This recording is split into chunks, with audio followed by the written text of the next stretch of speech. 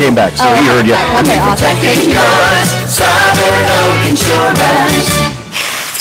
Kick off your week with Breakfast with Boselli, Tony Boselli, Dan Hicken, and Jeff Prosser. Breakfast with Boselli is brought to you by Olsen Enterprises, Jacksonville's first choice in roofing. Monday morning at 8:15 on 1010XL. High flying with Jack O'Brien. You can always go around. If it don't feel right, come down. Don't wait until you're sideways, slide on the ground. You can always go around.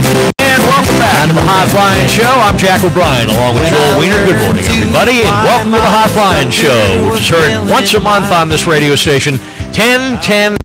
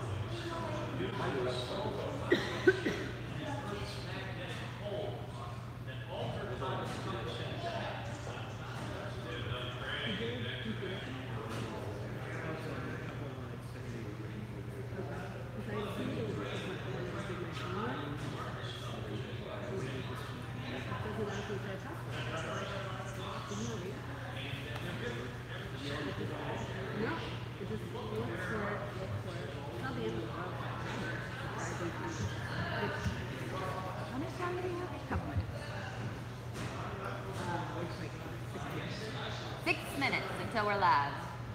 I just tweeted a picture of Sean McCoy and Michael Bennett breaking down Bortles on NFL Network, and I said, enjoy watching him today.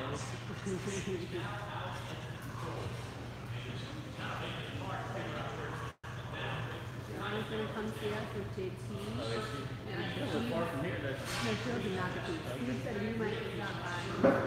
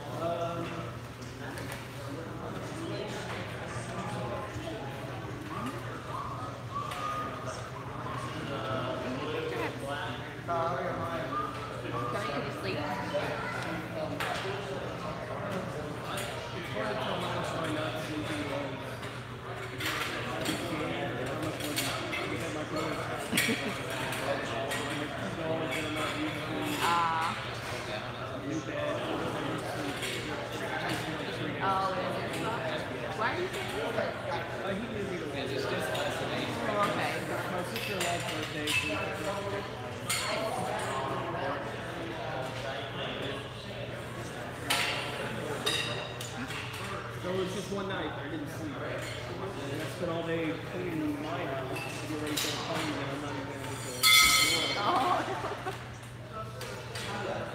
We got a few pictures of it last night.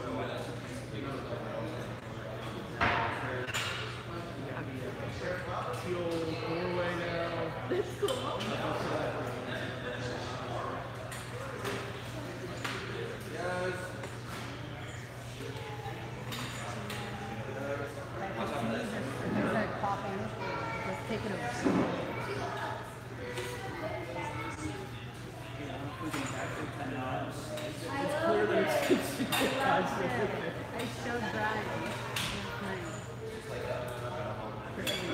We had a group over there last week too for Pittsburgh.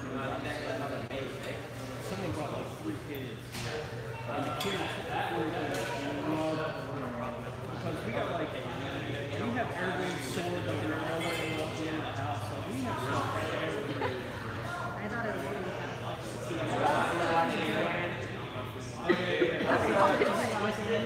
Oh, yeah. Walk it around. He's a cop, so he got to come back with a ring. That's the part that's from the Now watch up above. Now make sure it's the other way. Yeah. Do I need to do my set? I think you're good. If you hit me in the My bad.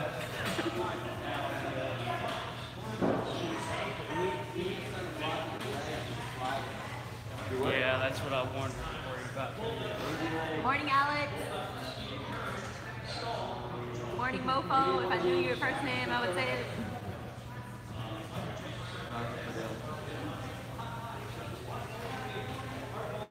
How much time do we got? We got 2 minutes.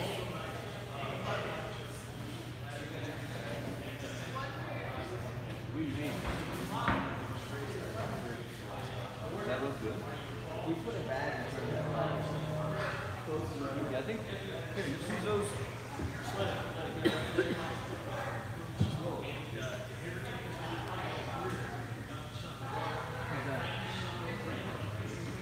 not going anywhere. Oh, that's good. All right.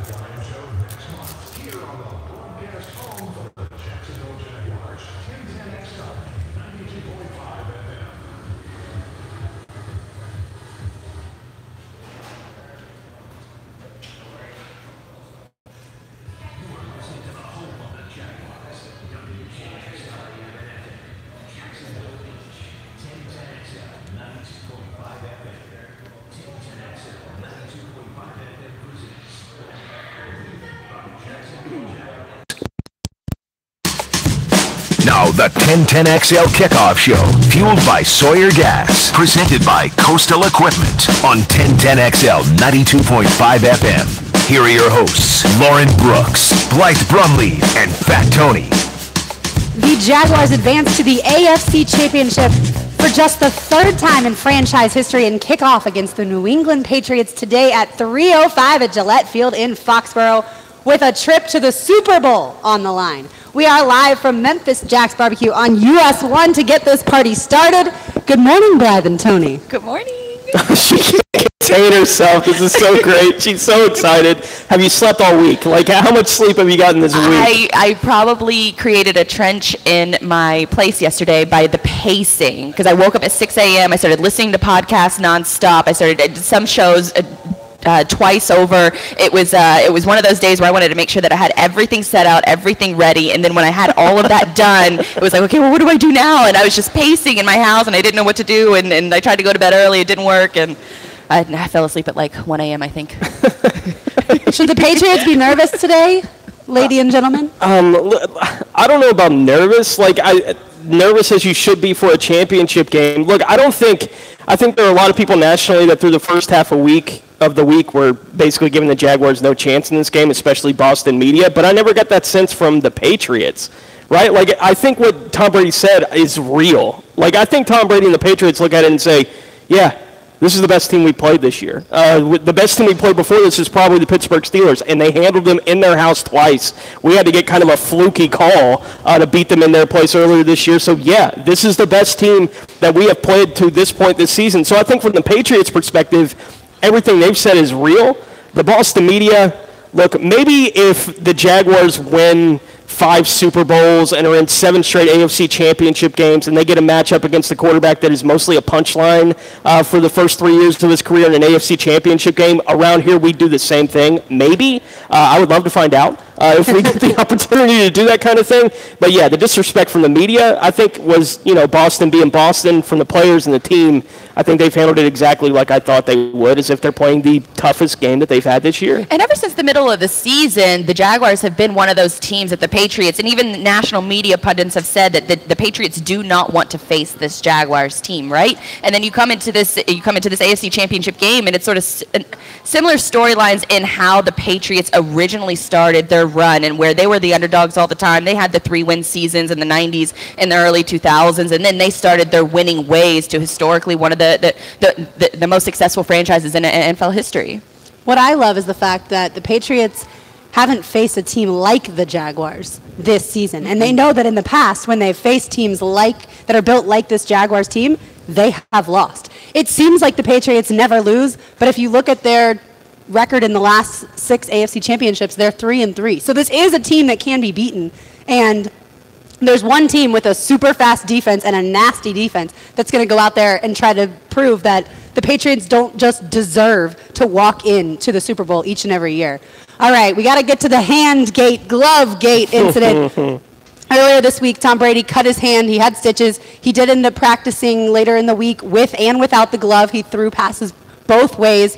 What do you make of the hand injury? By the way, I was highly annoyed watching the press conference when they asked Tom Brady if he'll play on Sunday, and he grinned and said, "We'll see." And then, of course, the news comes out last night he's going to start in the game. That, to me, is just, he's lying to the media. Don't say, "We'll see." Just say, "Yes, I'm going to play." You know you're going to play. Well, and I think that's the Patriots. Mm-hmm. That's how they've always been. Yeah, that's probably a Belichick from the top down thing. Someone asks you about an injury, you say nothing. Like, that's the policy. You say nothing. Even if you know, you say nothing.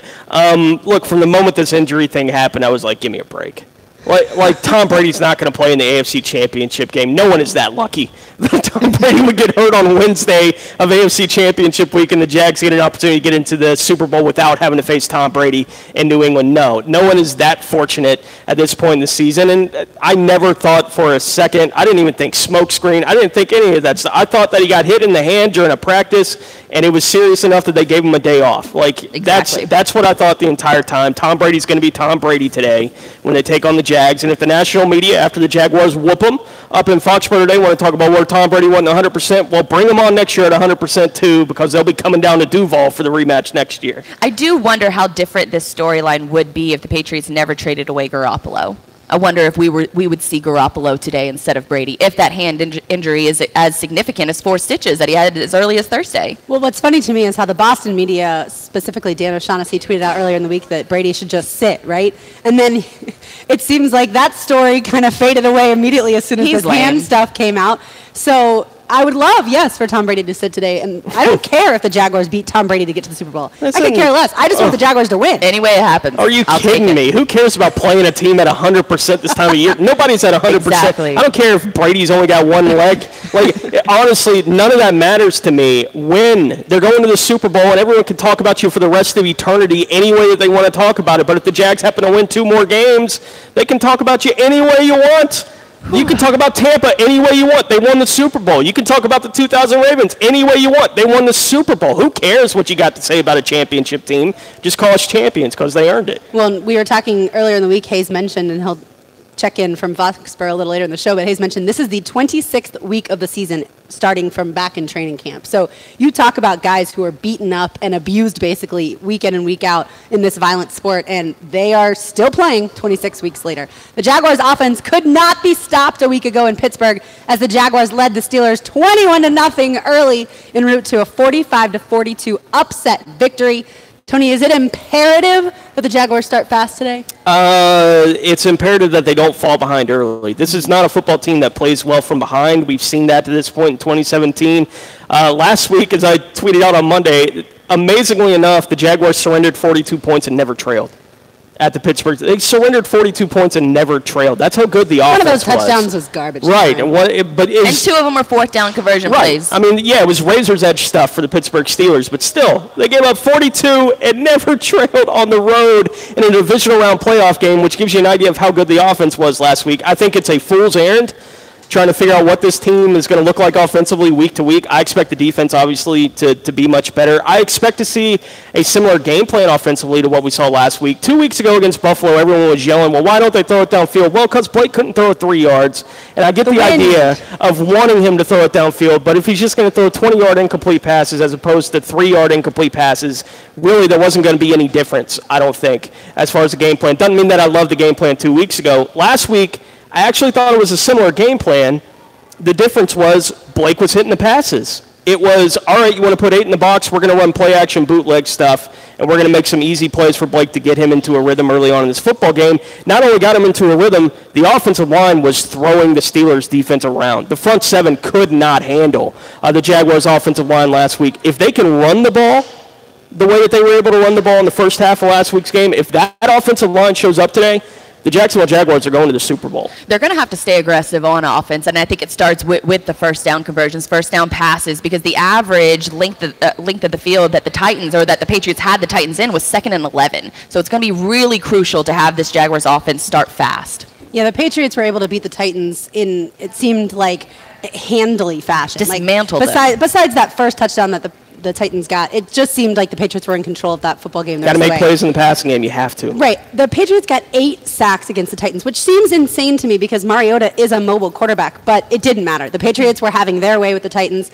and that was supposed to be kind of the strength of the Titans, but it didn't happen. I do think that will play out differently today. Obviously, winning in the trenches is something you talk about in all football, but it really matters with the Jaguars' defensive line going up against the Patriots' offensive line, and then vice versa.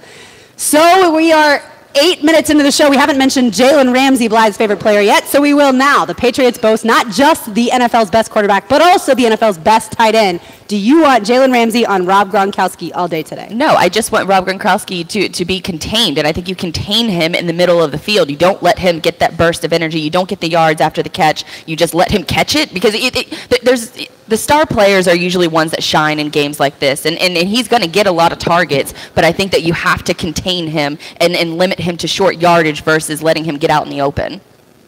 I think it's about being physical with him at the line of scrimmage. Look, I think if you're the Jags, you just kind of run your defense. There may be some wrinkles at times today, maybe a couple things that they try, but, don't blitz any more than you usually blitz. That's not how you beat Brady. And if you get into a point in this game where it's like, well, the Jaguars need to blitz or they're not going to get pressure, game's over. Honestly, if the Jaguars get to that point, it's over, because that means Brady is in a rhythm, and it's likely that he's tearing them apart. And if the Jags get to that kind of point, it's done. They have to be able to get pressure with their front four. It's a reason why we've been looking forward to this matchup, because we think they can. No one matches up well with Rob Gronkowski. That's the bottom line. No team matches up well with Rob Gronkowski. Some teams slow him down more effectively than other teams do.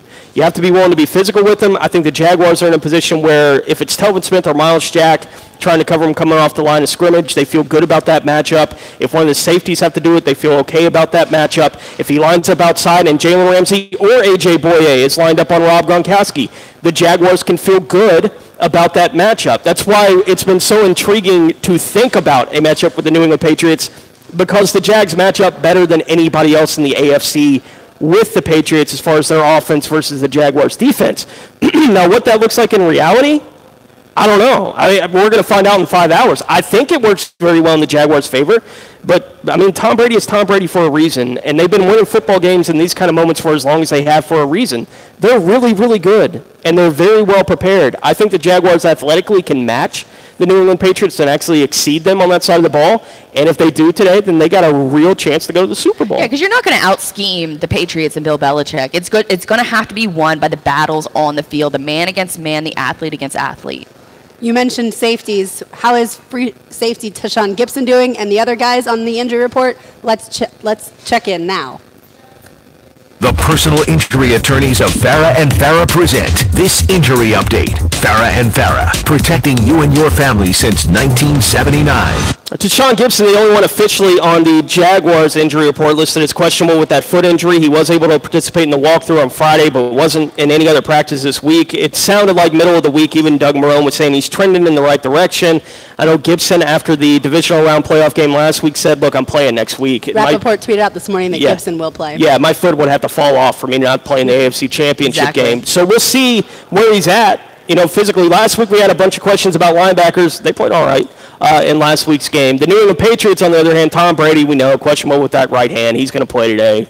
Big surprise there that Tom Brady's going to play in the AFC Championship game. Alan Branch officially listed as questionable with a knee injury. Rex Burkhead, who it came out as actually one that injured Tom Brady's hand with a knee injury, listed as questionable today as well. And he will play today. Mike Gillisley with a knee injury, questionable, and Mr. Weddle, their tackle, questionable as well, but he's not a guy they rely on too much. So we'll see who winds up being inactive for both these teams. But honestly, they're both relatively healthy coming into this game. Yeah, and Leonard Fournette was able to practice all week. He was limited late in the week, but was able to practice all week on that ankle. He was so good in the first half last week against Pittsburgh, and it felt like one of those days where he was heading. He scored 3 touchdowns, but it felt like one of those days where he was heading towards 165, 170 on the ground with the way that first half was going, and then the ankle injury pops up again. Man, it would be nice if he could somehow pretend that he's actually 100% on that ankle today. Cortisone just for shot. one more game. Rapid cortisone shot. Get out there. For Jaguars fans who made the trip up north, what is the weather like up there today in either Foxborough or Boston or Providence, depending on where they're staying? It's actually pretty pleasant. It's very comparable to up here or down here in Jacksonville. It's going to stay around 40 degrees. But what's interesting is there's also a winter storm going through from the west coast out to the east coast, and the winter storm name is Jackson, and it's supposed to start bringing snow and sleet to the New England area as early as Monday, which I thought was kind of a good sign of the Jaguars or the city of Jacksonville both bringing the storm and being the storm. They just need to add a little 5 behind that. Jackson 5. I like it. We will take you inside the Jaguars locker room and give you keys to a Jaguars victory over the Patriots in the AFC Championship game. That's all next as we are live from Memphis Jack's Barbecue on 1010XL. Get the news, notes, and inside stuff you need to get ready for game day. Welcome to professional football. With Duval Ford Pre-Game Friday. Make way! On 1010XL, 92.5 FM. Make way! Let the games begin. Make way! When it comes to tough, versatile workhorses, nothing compares.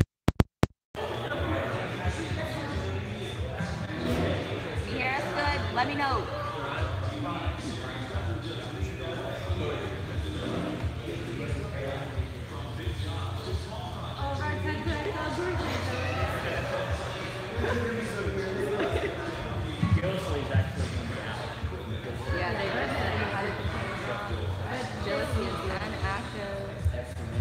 Loud and clear. Good. Thank you.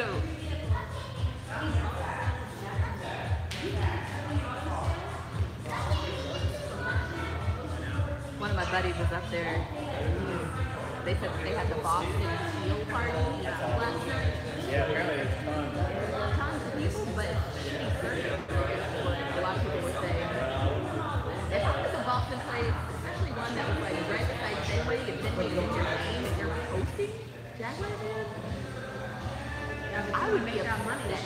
I would be so upset if I was this. Well, maybe Patriots fans are sort of used to winning, so they don't have to worry about it.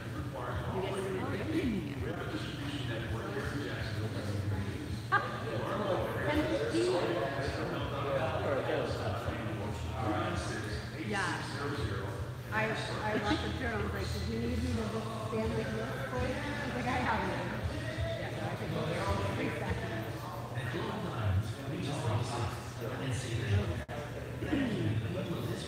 I have to hit on it because I set that up and then he's moving around and that's when I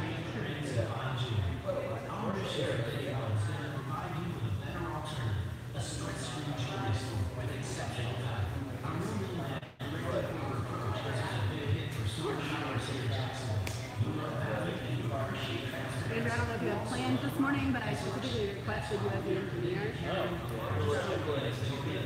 Thank you. We're busy. Watching the game today. Other than Tony sitting on this side, I was trying to have everything very similar and normal. Right there, normal. Yeah, the only reason I'm on this side is because you're south right there. Yeah. I can't wear this one when I go last. As far as I have just a nice shirt under my jacket. There's Don.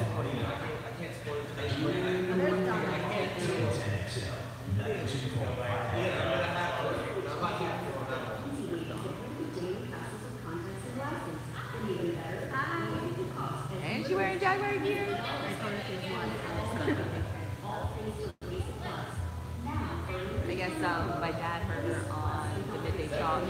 Friday. My friend Sarah did too. She texted me. She said, I don't like it. My dad was like, what the fuck is this?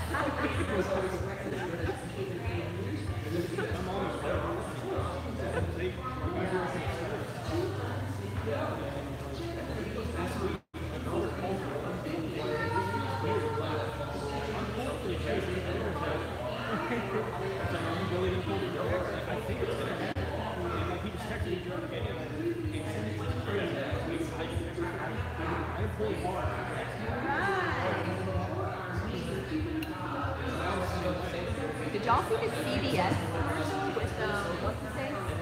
The actor who talked about David versus Goliath? Two.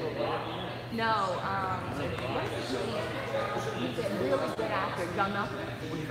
Yeah, John Malkovich. Only on CBS Sports Facebook page. Try to check YouTube and Twitter, but it was really, really good.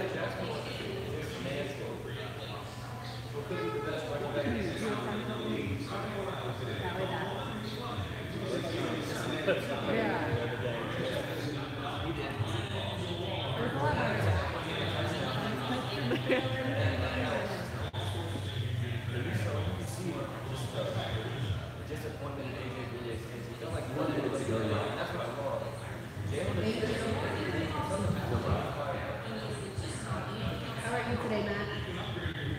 Pretty good. How about yourself? Are you feeling better? Yeah, I never felt too bad. It was just a lot of not being able to really talk. So much better than I thought it was going to be. So yeah. You have to.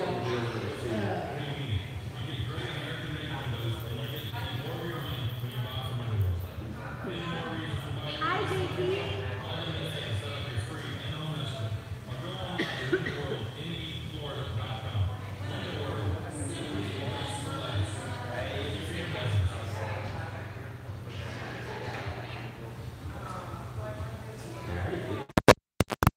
Royal flush and a pair of cool shades. JP's probably going to try and The help best her bet color poker that show on Jaguar. 1010XL. Don't the rules say that a full house beats three of a kind? Club Flush. Wednesday nights at 6.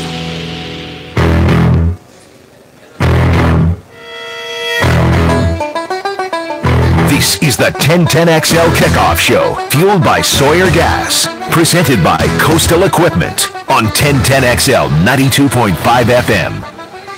It has been so much fun watching Jaguars fans take over Boston for the teal party that's been going on. I know a lot of people up there. It looks like it's been a blast. Not nearly as cold as the road trip to Nashville or Pittsburgh. Definitely. And certainly they will be able to say that they saw the first Jaguars AFC Championship if the Jaguars win today. Pretty good. Pretty good stuff. I'm really including jealous. Hacker, who's on the road. But he's with a Patriots fan. His wife. So it won't be nearly as celebratory for him. Yeah, he didn't have a bet midweek when I talked to him. I was like, there's Yeah. got to be an in-house bet about what's going to happen on Sunday. Not if you Y'all want to need get stay this worked married. out. You need a bet, man. I know I would have one. I love it. The Jaguars are seeking their first win over the Patriots in a regular season or postseason game since defeating New England in an AFC wildcard matchup on January 3rd, 1999. It's the only time they've beaten them. Yeah. That's the only regular postseason win the Jags have with the Patriots. Yeah. Is that playoff game? Yeah, it's been a very lopsided. Yeah, you thought Philip Rivers was a house of horrors. Well, Tom Brady is a whole different ballgame. Tony, what did you hear this week that leads you to believe the Jaguars will end that drought today? Let's see. We got a bunch of stuff this week. Believe it or not, more guys available to the media when they're getting ready for an AFC Championship game. I know that's shocking for everyone out there. Let's start with the running back Leonard Fournette, who had a bit of a news story swirling around him midweek as he was involved in a bit of a fender bender. Here's Fournette talking about that accident. No, I was good. I mean, I had my seatbelt on, so I wasn't really worried. But it was so crazy because the lady and the in-laws was like Pittsburgh fans. You know what I mean? So, I mean, that's about the only thing. But just make sure everybody was all right. You know, everybody was in great health. And got to wait to get my car at the shop now. Did he ask for the bumper? Yeah, he did. It was crazy because you know, I wasn't really worried about it. The bumper was on the ground, you know, and I was in the car waiting for the police to come. And he 5 came out the seconds. door like, man, can you sign this for me? I'm like, you want me to sign a bumper? You know what I mean? And he was like, yeah. And like, whatever, it's cool. Yeah, no one else is going to have a piece of memorabilia of, I got in an accident with Leonard Fournette and he signed the bumper. Right? Like, no one else is going to have that. Immediately I thought, I heard no one was hurt. I was like, good, no one's hurt, and Leonard's going to be fine. I can't imagine being the guy getting out of a car this week after getting in a fender bender and turning around and seeing Leonard Fournette and the freak out for me. Like, your ankle. Your ankle. Is it okay? I did love how they when they first posted about it on Twitter, it was every single response like the Patriots, the cheaters are at it again, and it's like secretly Bill Belichick driving the car. But it was Steelers fans. It was a Steelers fan who got a signed bumper. Somebody's very unhappy.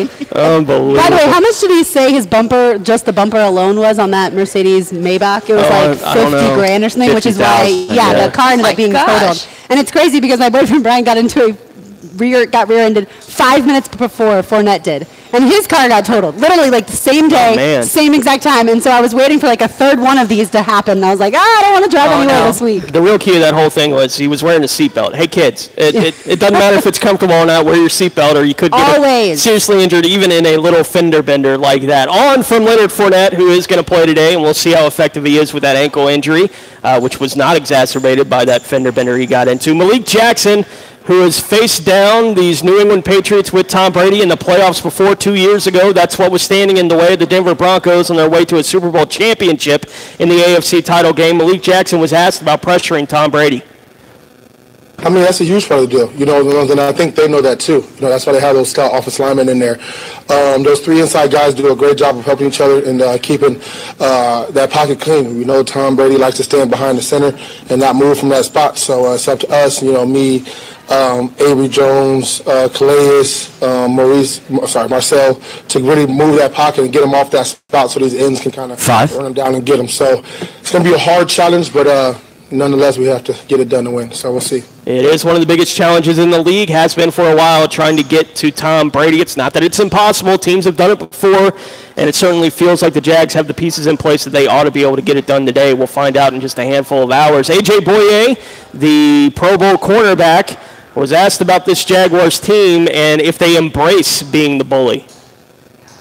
Oh, nothing's wrong with embracing it. I know what these guys are capable of. Everybody want to talk about Jalen and the way he talks, but that's just really how I look at it. I told Jalen, I was like, you say what we all want to say. We know the work that we put in, since off season, even in practice, so everybody's down this, and that's cool. So we'll just keep it going.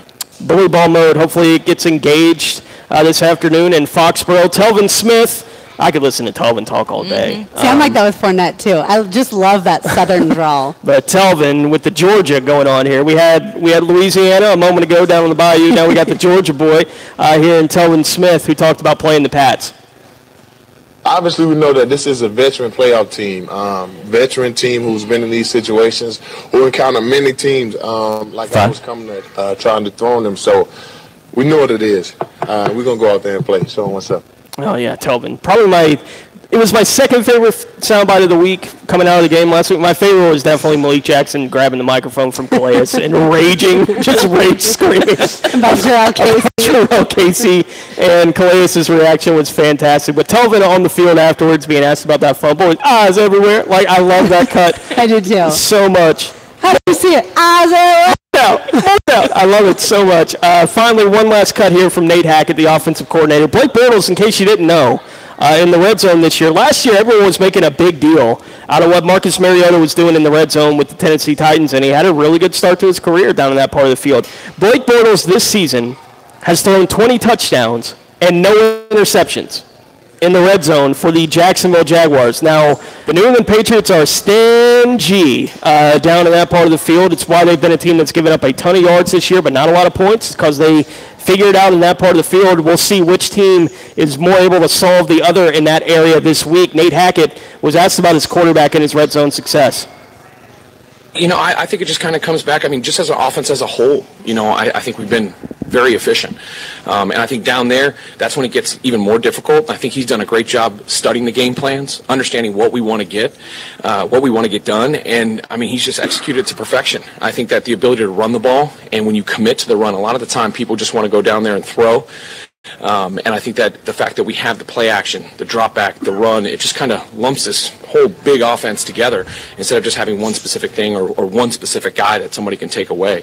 And I just think Blake just understands so much more what we're trying to accomplish. And that's the goal as a coach. The more the quarterback understands it and the more that he's an extension of the play of the coaches, I mean, that's when things start working out well. And that's why, I mean, he's been unbelievable down there. And the whole group has. There we go. I think he threw it to 7 different receivers last week, Bortles did, to spread the ball around. Fantastic stuff. How do the Jaguars defeat the Patriots? Blythe, give us your first key to a Jaguars victory. I sort of hinted at this earlier, but I really think that this is going to be one of those games where you're not going to out-scheme anybody. You're not going to outsmart Bill Belichick. You hope you can, but you're going to have to win this game with the athletes on the field, and they're going to have to win their individual matchups in order for us to have a chance in this game. And we're going to have to stay aggressive on offense as well. I will say control the clock. The more the Jaguars keep the ball out of Tom Brady's hands or hand, depending on how it goes. Or stub, whatever it is. Yeah, the better. The Jaguars will need to be able to put another drive like last week against the Steelers, and the Jaguars had an 11-play, 75-yard drive that took 4 minutes and 36 seconds off the clock and resulted in the Jaguars' third touchdown. That drive, to me, was pure perfection. Tony? For me, I usually try to bring in a couple numbers, and last week it was the rushing yardage total for the Jags. I told you if they hit 165, they were going to win the game. If they held Le'Veon Bell under 125, they were going to win the game. They hit 165 for themselves, and I think Le'Veon Bell wound up with 128. Just slightly over. And they won that game. This week, for me, the numbers are about stopping Tom Brady. And the two numbers that I have in mind, if the Jaguars get an interception in combination with 4 sacks today, they're going to the Super Bowl. I think if the defense is that effective at getting at Tom Brady, those are not easy numbers to get against this particular guy. But if the Jags find a way to get 4 sacks and an interception today, I think they're representing themselves in the Super Bowl for the first time. Does it give you chill bumps every time he says stuff like that? Because it does me. Even when I type it out in these rundowns, I think to myself, like literally we could be going to Minneapolis. I could be on a flight to Minneapolis in a week. That's crazy to me, but yet it's so incredibly there for the taking. When Nate Hackett Tony was playing that sound clip from Nate Hackett, my stomach just started to turn, and I'm like, oh, I'm nervous again. I think it's going to be pains of nerves that flow throughout my body all day. That's how I was when I woke up this morning. It was like, and immediately nervous. And then I was like, okay, come on. And you know who I channel in my head now? Josh Lambo, who says you have to have a slow heartbeat. You have to remain calm, so happy. I'm like, that's who I am. Shooter. I'm channeling the NFL kicker, former soccer player. All right, Blythe, second key to a Jaguars victory. I sort of hinted at it with my last key, but it is definitely stay aggressive on offense with those first-yard passes. The average second down for the Titans last week was 2nd and 11. So the last thing you obviously want to do is trail in this game against one of the smartest head coaches of all time and one of the best quarterbacks of all time. But if we can find a way to get a lead, when Bortles has a lead, he has a 103 passer rating. When he's trailing, his passer rating is 66. So it's really going to be important for that Jaguars offense to get off to a good start. Yeah, and I think it's even worse in the fourth quarter. I think trailing in the fourth quarter within 7, his passer rating is something like 35. Oh, boy. Something like that. I think it's like no touchdowns and 6 picks. Or something. That's it. Look, this is a bully of a team. That's who they are, which is why it's so important, I think, today for them to be the team that scores first. Isn't it funny how everyone talks about how Tom Brady doesn't really have great receivers, right? And then when it comes to the Jaguars facing the Patriots, it's like, wait a minute, they've got so many weapons. What are you talking about? Not only do they have those 2 fast backs in Deion Lewis and James White, now, of course, Rex Burkhead is going to get back in play. They've got Chris Hogan. They've got, obviously, Rob Gronkowski, the tight end who we talked about earlier. They've got Brandon Cooks. They still have Kenny Britt buried in the depth chart. So this does feel like a team that has serious weapons. So the Jaguars are going to have to be able to kind of pick their poison. If it looks like it looks like Brady, that's the first time I've ever made that mistake. If it looks like Brady is really connecting with a certain receiver, then that's to me when they're going to have to be able to switch up the coverage and maybe switch Jalen and AJ. If it looks like they're running the ball aggressively, then the Jaguars are going to have to be able to figure that out. Todd Wash is going to have a serious chess match all day long with Josh McDaniels, the Patriots offensive coordinator. And it's just going to be who wins that match. I just really hope that both of them, Matt Patricia and Josh McDaniels, are a little distracted with taking their new jobs this week, that they haven't had quite as much time to game plan. I doubt it. Yeah. I know. For a conference championship game, I doubt that's going to be much of a factor. I would think that happens more in college because of the recruiting and things that you need to get going. In the NFL, you don't have to necessarily start looking to your new team. You can keep focusing on the current team. Well, kind of, sort of, because with a lot of these coaches, whenever they're submitting, they submit what's called a head coaching packet, and they create this packet of pages and pages of information on the potential team that they're going to go to, and that takes a lot of time to be able to do that. So to sort of game plan for your potential team with your current team, I think is a lot of work, and we might have it's just let me have something. Sure, you got it. You can beat them without it, Blythe. Honestly, this team is good enough to beat them without the Patriots being distracted by anything. That's how talented they are, especially on the defensive side of the ball. The Jags, I think offensively, when you're trying to figure out what they need to do to get it done today, and it's something that, look, we talked so much about Tom Brady against this defense all week, because that's the fun matchup, right? Like, that's the one that we're like, ooh, how is this going to look? Like, we know what we think this Jaguars defense is. You want to be special? You want to be elite? You want to be talked about that way for the rest of all time? Go beat the heck out of Tom Brady today and take that kind of mantle. They have that opportunity because they qualified for the AFC Championship game. I think offensively, I look at it and say the numbers for the Patriots weren't good on the ground. They gave up a bunch on the ground this season. They were second worst as far as yards per carry against. It was like 4.7 or something like that against throughout the regular season. They did a really good job last week against Tennessee because Tennessee couldn't threaten them with the pass game at all. To me, today is about red zone efficiency for this football team. If the Jaguars get multiple opportunities in the red zone, not only get multiple opportunities, but if the Jags on their first red zone opportunity run the ball into the end zone, let's go. Watch out. Because this is a Patriots team. They gave up 6 rushing touchdowns this year. 6 on the season. They gave up 4.7 a carry, 6 rushing touchdowns on the season. Like, if you want to know where NFL teams win and lose, it's those kind of stats. Like, the yards per carry isn't nearly as important, obviously, as points. And this has been a Patriots team that has been really good at making you settle for field goals. And with the offense they have, you settle for 2 field goals, you look up, and all of a sudden you're down 14-6. And they're off to the races a little bit offensively. Taking advantage of red zone opportunities, if they can run the ball in with Leonard Fournette today, yeah, baby. That's a big key for the Jags. Let's just hope that he's almost 100% healthy. Not on the injury report as questionable or anything like that. So it leads you to believe that he's almost 100% healthy. My final key to a Jaguars victory, the Jaguars linebackers, like a week ago, will have to create at least 1 turnover. The Jaguars are 6-0 this season, including the postseason, when they don't turn the ball over. So certainly when it comes to stats that matter, turnovers, as always, are such a critical one. Anything else you got, Blythe? Just avoiding the easy mistakes. I think with a lot of this matchup between the two, it's the experienced team versus the inexperienced. And I think that the inexperience of the Jaguars sort of fuels them. They're not scared of that Patriots mystique. And you've got guys like Jalen Ramsey, Telvin Smith, who are ready to go in there and take that challenge. And I think that that's going to actually fuel them today. Here we go. It is AFC Championship Sunday. We are live from Memphis Jack's Barbecue here on US 1. Hope you come on by. Even if you're not hungry, just come check out this Jaguar head logo that our friend is drawing over here. It is incredible. Freehand, and it looks amazing. So you got to come check that out. We will preview the NFC Championship, and we will select the 5 most valuable players on offense and defense for the Jaguars. That's all next on 1010XL. I'm Frank Frangie. Get the facts from Jacksonville's lockdown corner, Jalen Ramsey.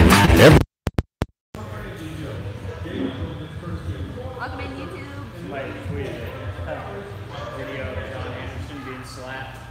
That's not his day. That's what he's doing today. Gotta make some blood come out.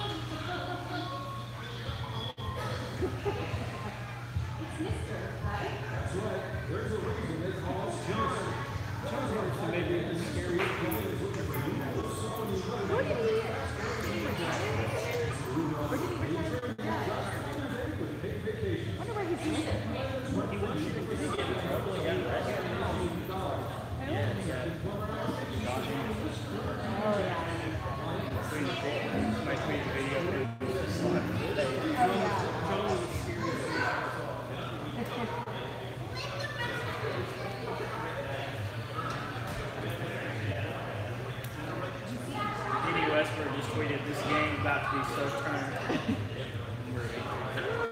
Ready. That's so good.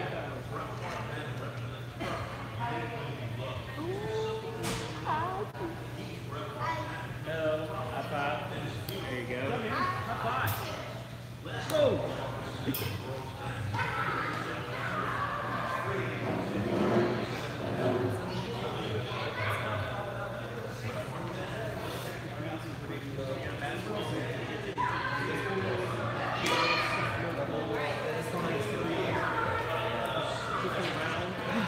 You guys saw this picture, right?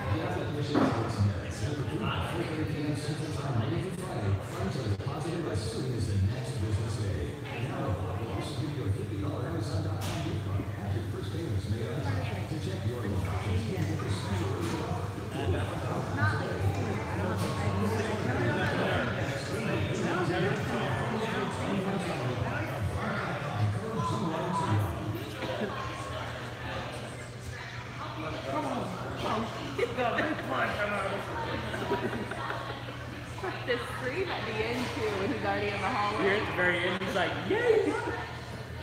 Someone that injected into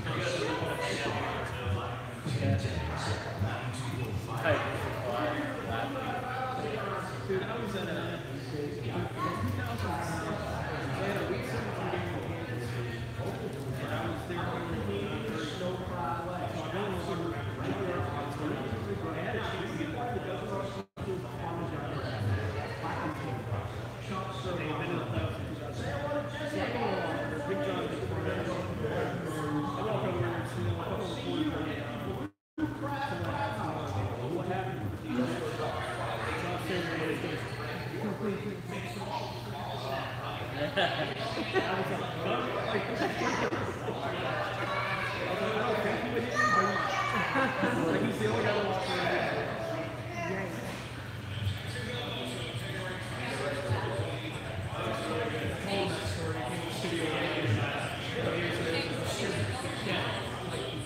so big, it was so mad. He didn't remember that. I was like, I just remember we finished.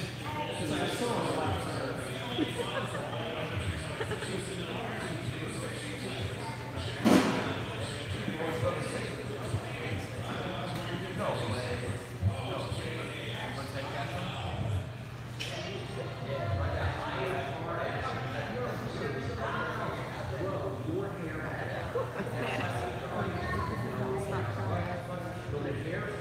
US wine at the shops of Honey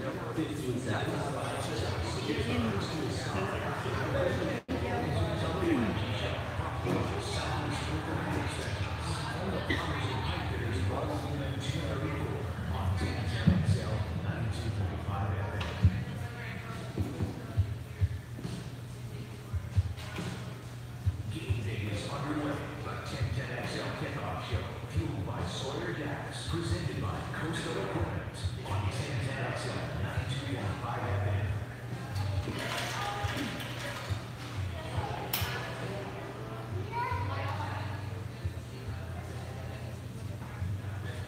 You know what this song means to me? Eric's church is over when it's over. It's over for the Patriots. Their run is over. Tom Brady is 40 years old. He's not winning the AFC Championship at the age of 20. I don't care how many avocados he eats and how little he touches alcohol. I don't care. As a it's treat. over when it's over. This man thinks avocado ice cream is some treat. Come on. Like that's his big like secret in that diet. He's like, I have a secret like I'm gonna ice cream compared to those sweets for you. That makes it like your life is miserable. Oh, is it pistachio ice cream kind of thing? Yeah, that's the thing. That sounds a lot better than avocado ice cream to me. Avocados, man, like if, at the top of my list of foods I wish I was into is avocados. I don't know that you can pay me to eat that. Avocado ice cream? But you like avocados? In guacamole. With a lot of pico and spice. You like it cold? You like it either cold with probably fake sugar and Tom Brady's recipe? I'm getting a little nauseous. I love slicing avocados and stuff. I love guacamole too, but yeah, the ice cream part and blending. I think that's like a little special moment for him. And doesn't he also think too that to prevent sunburns you can just drink water? I thought it was cancer. Probably that too. Who knows with all his witchcraft doctors. It's like that movie, My Big Fat Greek Wedding, when the dad thinks you can cure everything with Windex. Just spray it, put it on drinks Windex, it probably has water in it. You just spray it on something. It's something. Who lost the pick? Somebody's got to do the TB12. It's not over yet. We have to. It's coming down to a couple, the last couple weeks. Today is extremely important. Who's in the lead? Blythe and I both picked the Jaguars, and not to give anything away, we're the show. The Jaguars and the Vikings, whereas Tyler went the opposite way for both games. Even though he's up in Boston representing the Jag Nation, he picked the Patriots. That's a whole other conversation.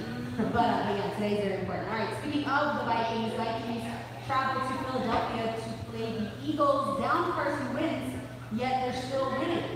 What do you think is going to happen next? Oh, there's another team? I feel like I haven't paid attention to this game at all. It's a dog match game. That's how I'm referring to. Like like last week after we got done with the divisional championship game, I can remember, I know the NFC game was on in the room that I was in down in the stadium, but honestly, I don't think I saw anything until the final play. I was like, that's kind of crazy. So we get into the NFC championship game that way.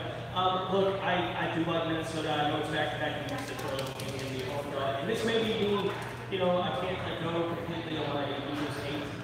It's something that feels like it's been bred in me. I can't hold for it from like half a second. So part of me is that. Part of me thinks it's I did. And part of me thinks I'm more of a Eagles and Cowboys hater at this point than I am a Giants fan anymore. But that's still real for me.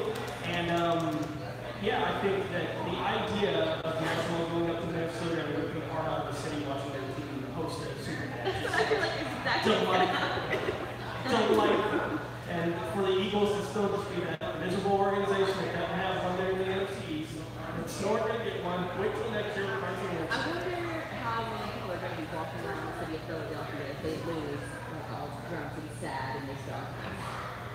Well, considering how much they had to pay for those, they do need to wear them. I saw they were going for $200, but a lot of people weren't even able to get them, they were all sold out.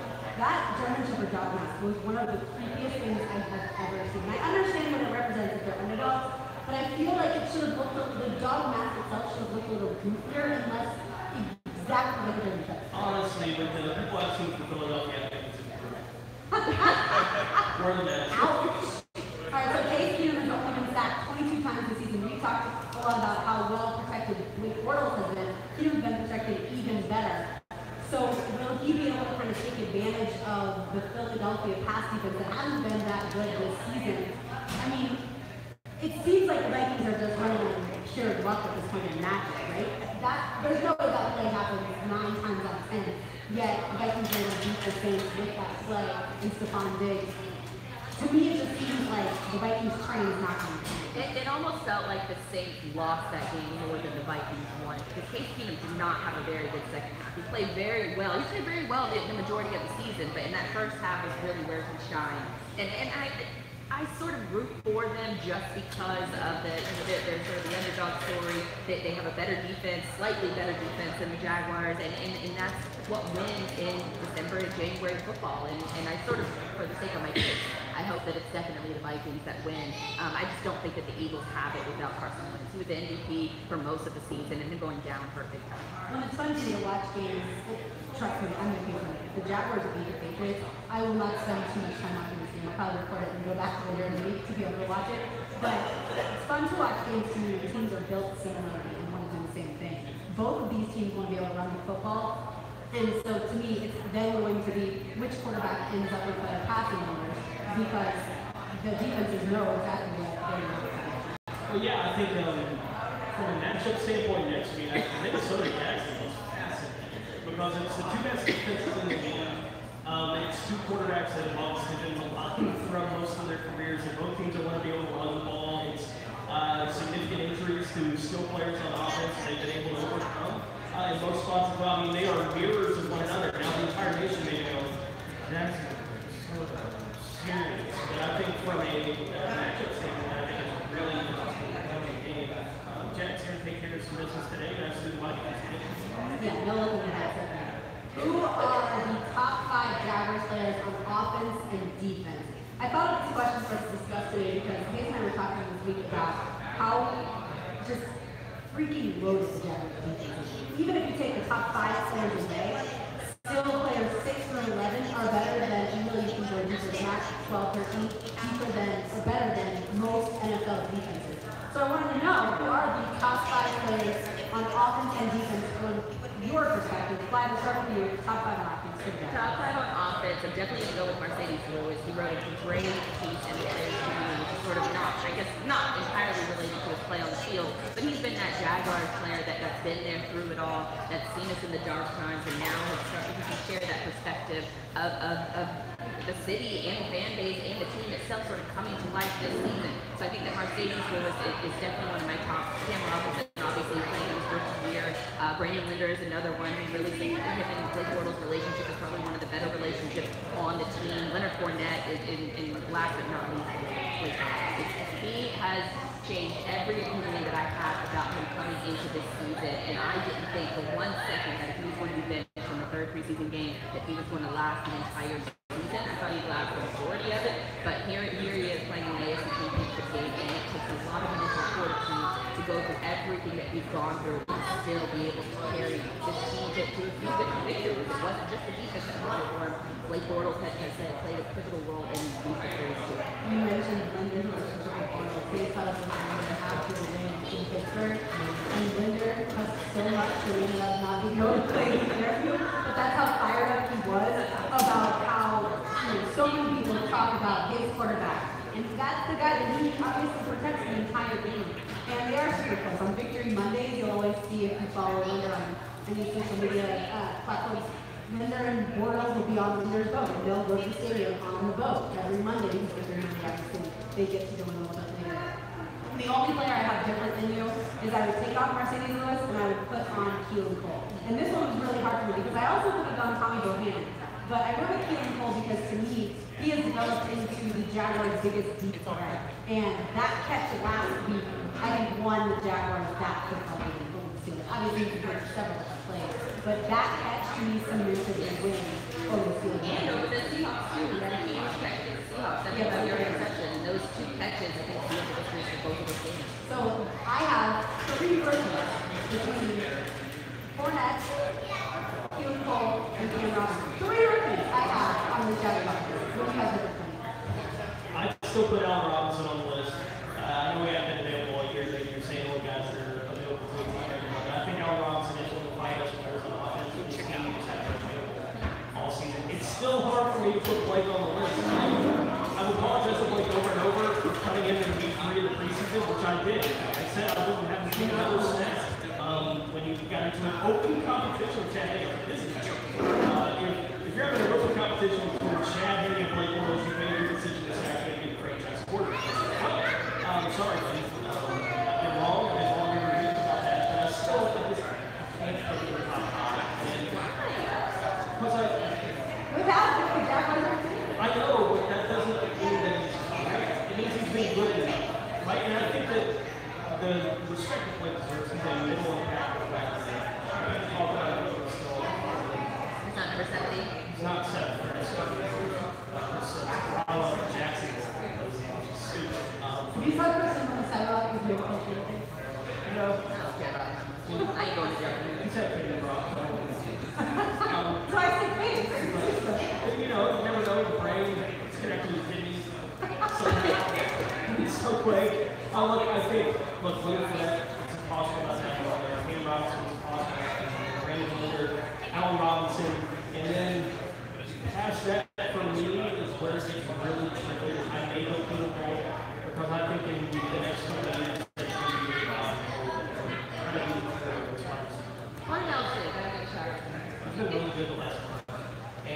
are they also?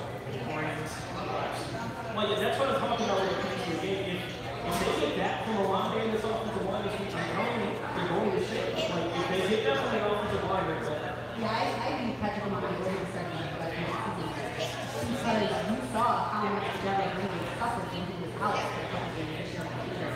Let's switch to defense, scoring the top 5 most valuable players in the league. Well, it all starts with my Lord and Savior Jalen Ramsey on Sunday. But let's see, Jalen Ramsey, I would go, obviously Campbell is another one, Dante Fowler, Yannick, Elvis, Boulier, and 56. But yeah, these are So you got to pick 5, that's the game, you have to pick 5. So definitely Jalen, I think that his swagger sort of brought a new life to this team, to the franchise overall. And I think that other guys that fed off of it, Calvin Smith is one of them. They played together on the championship team with FSU. And then with Boulier, I mean, Ramsey gets a lot of credit, but Boulier is probably better in coverage than Ramsey is. And then Dante Fowler, I've switched 180 on how I feel about Dante Fowler since the offseason and now the middle of the season and then through the postseason. That this has been a complete 180 for him. He's really grown up, and I think that a lot of the Victoria Campbell had won, Dick Jackson, a couple of these other veteran guys have really sort of helped his hand and showed him the way. So is Blythe Campbell on your list or not? He is. I think I listed 6 players. So that's mine, of course, is going to start with the defensive player of the year, Blythe Campbell. To me, he has been honestly either on the field but also off the field. I'm sure he's the way he prepares. He said this week how much time he spends outside of the stadium, keeping his body healthy and working on that. I mean, talk about a guy who's 6'8" and over 300 pounds to be a shooter machine like he is. Yeah, he is unbelievable. And the first time he went to the podium, and his very first press conference this season, I remember being in awe that this guy had such a command of the room. I love the way that his presence has affected his team. I will also say you need to knock them. Jalen Ramsey, AJ Boye, and Kevin Smith, which means 2 free agents made my list. I have 3 records on offense and 2 free agents on defense. That means this team did a lot of really good work in the offseason. Jalen 1, I think he may be the best in the division. Calais Campbell 2 for me. Probably going to be 3 combination of Jalen right now. We're also excited to see what it looks like. Hey, why not rock out? Let's do it. Put him against AJ Wiggins. We're pretty good. AJ has covered for us after the time. He has. He's done a pretty good job. Well, Calvin Smith, for me, at 4, and generally the debate with what to do with his pass there. For me, because he is the young pass rusher on the football team, I probably do. But you Bo Jackson, I don't think he made our list. And it's almost impossible. Yeah, it's almost impossible to think that he's not going to be in the top 5. But the $90 million man is coming in at number 6 for me too. Absolutely. We will go outside the 904 and chat with Nora Princiati, who covers the Patriots for the Boston Globe, next on the next hour. Did I hear last name right? Yeah. Hey guys. You guys want to eat? I get down in the car. Alright, so you can eat. I was going to see what you guys want to eat, or if not, I'm just going to get small. Oh, I want you guys in first. Let me just throw this away and I'll be right back. This is pretty good. Yeah, it just opened Friday. They said they had sold out the first 2 days. I know you're one of the people who was swinging by from there. No. I live 15 minutes from here. Yeah. No, we'll come here a lot. Oh, okay. I don't think she knows. But I didn't say anything. We were sort of low profile.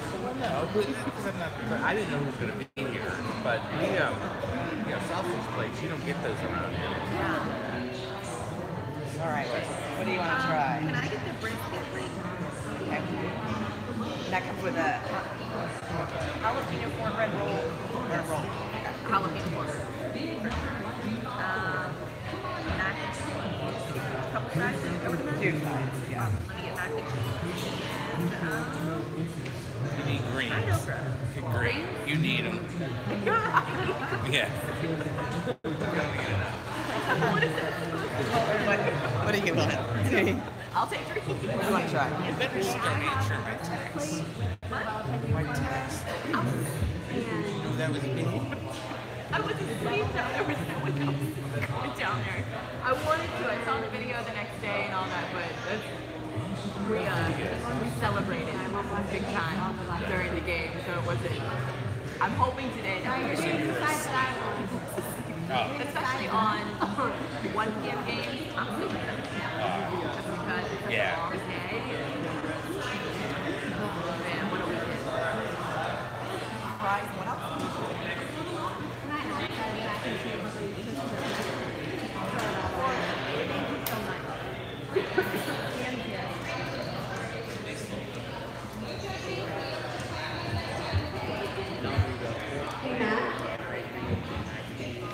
I totally took a stab at her last name, Ciati.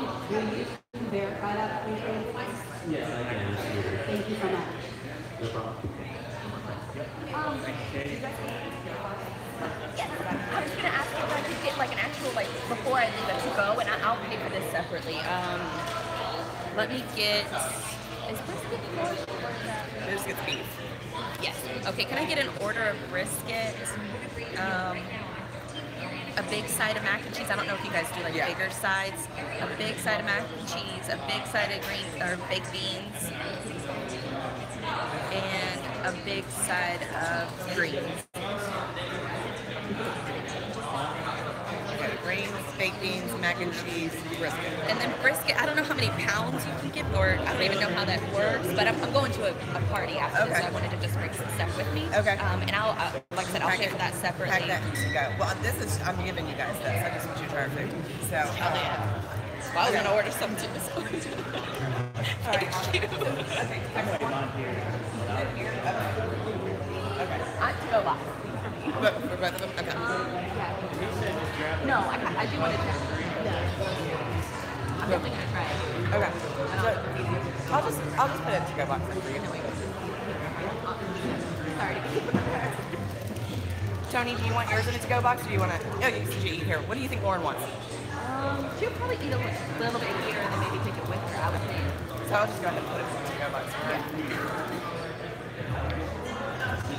In case you guys didn't know, our Memphis barbecue today, new spot in town, the Shops of St. John's and Hanukkah. It's like kind of Nakakeefield Highway area.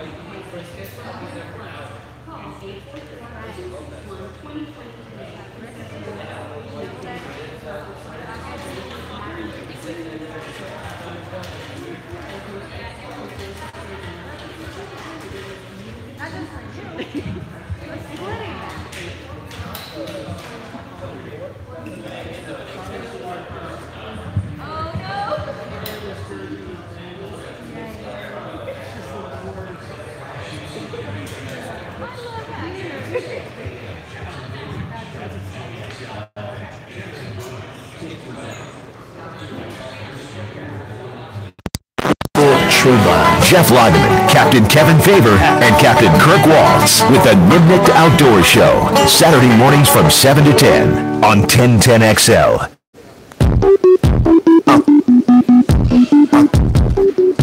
The 1010XL Kickoff Show, fueled by Sawyer Gas, presented by Coastal Equipment on 1010XL 92.5 FM. Day and night. We are live here from Memphis Jack's Barbecue, and the place is filling up with, you guessed it, Jaguars fans. That's right, big game coming up at 3:05 today as the Jaguars take on the Patriots in the AFC Championship game. Blythe, before we head up to Foxborough, tell everybody just about how warm it is up there. It's actually surprisingly warm up there. It's going to stay around the mid-40s for most of the game. But the one interesting thing that I did want to bring up is that there's going to be a winter storm coming through for stretches from the west coast out to the east coast. And the winter storm name is Jackson. So it's sort of a little ironic that, you know, we have the Jacksonville Jaguars team going up to New England, and they're about to be hit with the winter storm called Jackson. And they love to call themselves the Jackson 5. All right, let's head outside the 904. Wonder what the other guys are doing at their tailgate? Let's go outside the 904 with Blythe. For much of the 80s and the 90s, the Patriots were the franchise who only won a handful of games per year. And it wasn't until the early 2000s that the organization would start on a winning trajectory that would reach historical numbers that the league really hasn't ever seen. But after a few scandals such as Deflategate and Spygate and the most recent Garoppolo/Guerrero-gate, some kinks in the armor might start to be showing. And joining us now to talk about all of this and if it's worrisome or if Pats fans sort of expect to coast to another Super Bowl win is Patriots supporter for the Boston Globe, Nora Princiati. Now, Nora, before we get into you know, Tom Brady's hand and Tom Coughlin and all of that good stuff, for Patriots fans, this is their 7th straight AFC Championship game. Do fans still get up for games like this anymore, or has it become the norm? They do still get up for games like this. You know, Patriots fans are funny, and I can, you know, we can speak frankly because this is Jacksonville radio. They're a funny bunch because they've seen so much success that they react to some things a little bit differently. But, you know, whenever there's a sense of like an aura of scandal or anything around the team, what Patriots fans are really good at doing is sort of going into us against the world, everybody hates us mode. And I think just in the last part of the season with, you know, all of the reported tension between Tom Brady and Bill Belichick and Robert Kraft, and now the situation with Tom Pan, you know, they're almost better at getting up for those kinds of things and saying, now nobody believes in us, even though they've enjoyed this unprecedented level of success, then they almost are, you know, doing that about the actual matchup. Yeah, I think I saw a stat somewhere on Twitter this week that all but, I think there's only 5 or 7 guys on the Patriots roster right now that even know what it's like to play in a wild card weekend game. Like, they've had to bye throughout entire guys' careers to this point. Now they're hosting another AFC Championship game, so they're obviously comfortable in this spot. How do you feel like, because we've been talking about it for months now, the idea of this Jaguars defense matching up against this Patriots offense. When you look at the potential matchups that you guys had coming into the AFC playoffs, was this the matchup that you wanted to avoid, or was it the Pittsburgh Steelers? Yeah, I think that's an interesting one. I think it's still the Steelers, frankly. You know, I mean, the Steelers were obviously favored in that game against the Jaguars, so I think conventional wisdom said that you don't want to see Antonio Brown, Le'Veon Bell. The Patriots have historically really had the Steelers number, and I know there's some people around here who felt like, oh, you know, the Steelers just can never get it done against the Patriots, and this time won't be any different if it had happened. A lot of Patriots-Steelers teams in the past, at least one member of that 4-3 Roethlisberger, Bell, Brown hadn't been healthy. But still, I mean, yeah, this Jacksonville defense is pretty scary. So I don't think that it was an easy answer as to, oh, you much rather choose Jaguars than the Steelers. I think you can make a good case for both. Nora, a lot was made out of the cut-up hand of Tom Brady because it is his throwing hand, the right hand. What do you think, if anything, will be made of that today? So it sounds like there's a good chance that he's going to wear a glove, which is not the norm for him. You know, it's funny because the Patriots so notoriously don't say anything, but it just so happens that there was a game a few weeks ago here where it was like -6 with wind chill. So we all started talking in Brady's press conference about what he likes to do when it's cold, and he ended up giving this really expansive answer about how he doesn't like to wear gloves if he can possibly avoid it. Which is funny because if we were talking about gloves now, that there's this issue with his hand, he would never reveal that. But so now we have it on record from a couple weeks ago. So, I mean, maybe that takes a little bit of his touch off. It sounded like in practice he was throwing the ball just fine. Guys on the team said that he looked very good and looked just like Tom Brady. Historically, there have been a few incidents where before a big game, all of a sudden, he has some issue. And if you look at all of them, he always plays, and he always plays well. So I would say that the smart money is on. He'll be just fine. Nora, the Patriots traded away Jimmy Garoppolo and Jacoby Brissett within weeks of each other, and with Tom Brady potentially having stitches on his hand this week, if Brady can't play this entire game, where will fans put the blame? Oh, man, that is a good question. I would say, first of all, I think it's very unlikely that he can't play the whole game. But if there's a real issue and Brian Hoyer is taking significant snaps in this game, I don't know, but they'll freak out. That's something I can't predict. But I think all of a sudden there'll be a lot more. Some of the people who you've seen saying there was no way they could have kept them both. Those people are going to change their tune pretty quickly. Mm-hmm. Do Patriots fans realize how just freakily fortunate they are to have Tom Brady? There's so many Patriots fans that I interact with, and they rub me the wrong way because it feels like they think they invented football up there. And what they did was they looked into a 6th-round quarterback that happened to be the best of all time, and that's what really turned around that franchise. I mean, do Patriots fans wake up every day and realize how lucky they are to have gotten the combination of maybe the best head coach and quarterback of all time and kind of almost lucked their way into both? I think yes and no. I mean, Brady's a demigod around here, so I think people do very much appreciate him. I think there's a difference between people of my generation, really, who have never seen a non-successful Patriots team versus, my parents are from New England, and they remember when the Patriots were terrible. So I think there is a little bit of a gap, but I mean, this team is huge around here, so I don't think you can't say that they don't appreciate it. Nora, one non-football question. I know you don't necessarily get the tailgate, but what do tailgates look like up there? What kind of foods would we see if we went to a Patriots tailgate? A lot of pretty standard, burgers and dogs. It can be pretty cold, so... No lobster? You have a lot of people... What did you say? No lobster?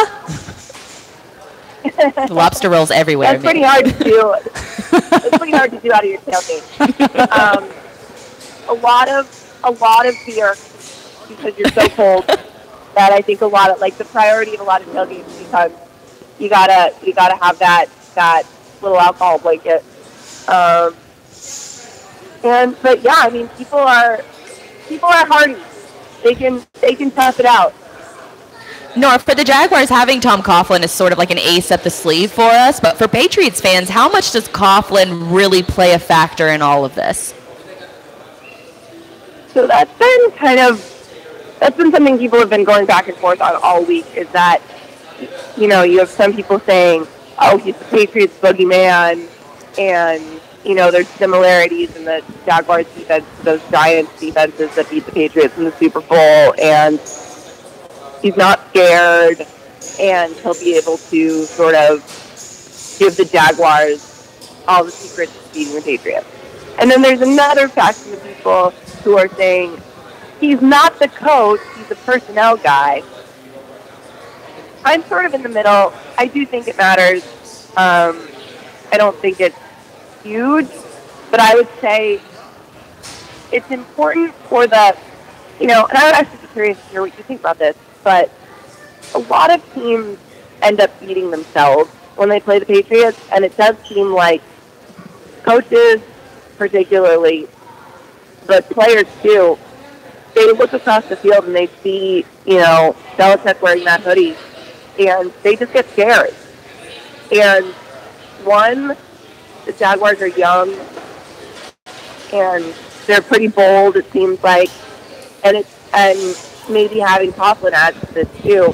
It just doesn't seem like they're going to be particularly scared, and that's important. Yeah, definitely. I would definitely echo that statement that this is a very young, hungry team, and I think Coughlin sort of alleviates that mystique of Foxborough and Belichick and Brady. That's important because we see it all the time, where even, good, experienced coaches and, well-coached teams they just step all over themselves. All right, Nora, before we let you go, final score prediction for this game. Oh, man, I haven't even thought about this. Maybe let's go, I'm going to go 21-17 Patriots. Boo. You knew she would. Yeah, I mean, obviously we're both sides are a little bit biased. But big thanks to Nora, who's the Patriots reporter for the Boston Globe. To check out more of her work, give the site a follow at B Globe Sports on Twitter or her personal account at Nora Princiati. Thank you so much. Absolutely. Thanks, guys. Thanks, Nora. Well, her score sounds very similar to one that I have, just reversal of the teams. We'll get to that a little bit later. Coming up next, we will go behind enemy lines with Hayes Carline and hear his one-on-one with Jaguars defensive tackle Malik Jackson. Hopefully no one told Malik that he did not make our top 5 most valuable Jaguars on defense. I don't think he's Maybe he'll get mad because we didn't. If you were asking most valuable Jaguars on defense today, Malik may be number 1 on my list. Yeah. I think that's how key he is to the game today. I agree with that wholeheartedly. He's obviously faced Tom Brady and come out victorious before. We are live here from Memphis Jack's Barbecue as the place is filling up. Come join us on this AFC Championship Sunday. There are $3 domestic drafts, so come and drink a little bit before kickoff happens a little bit later. We are going to head up to Foxborough next. Keep it right here on 1010XL. After the game, join Hacker and Teamweed for the Window World of Northeast Florida.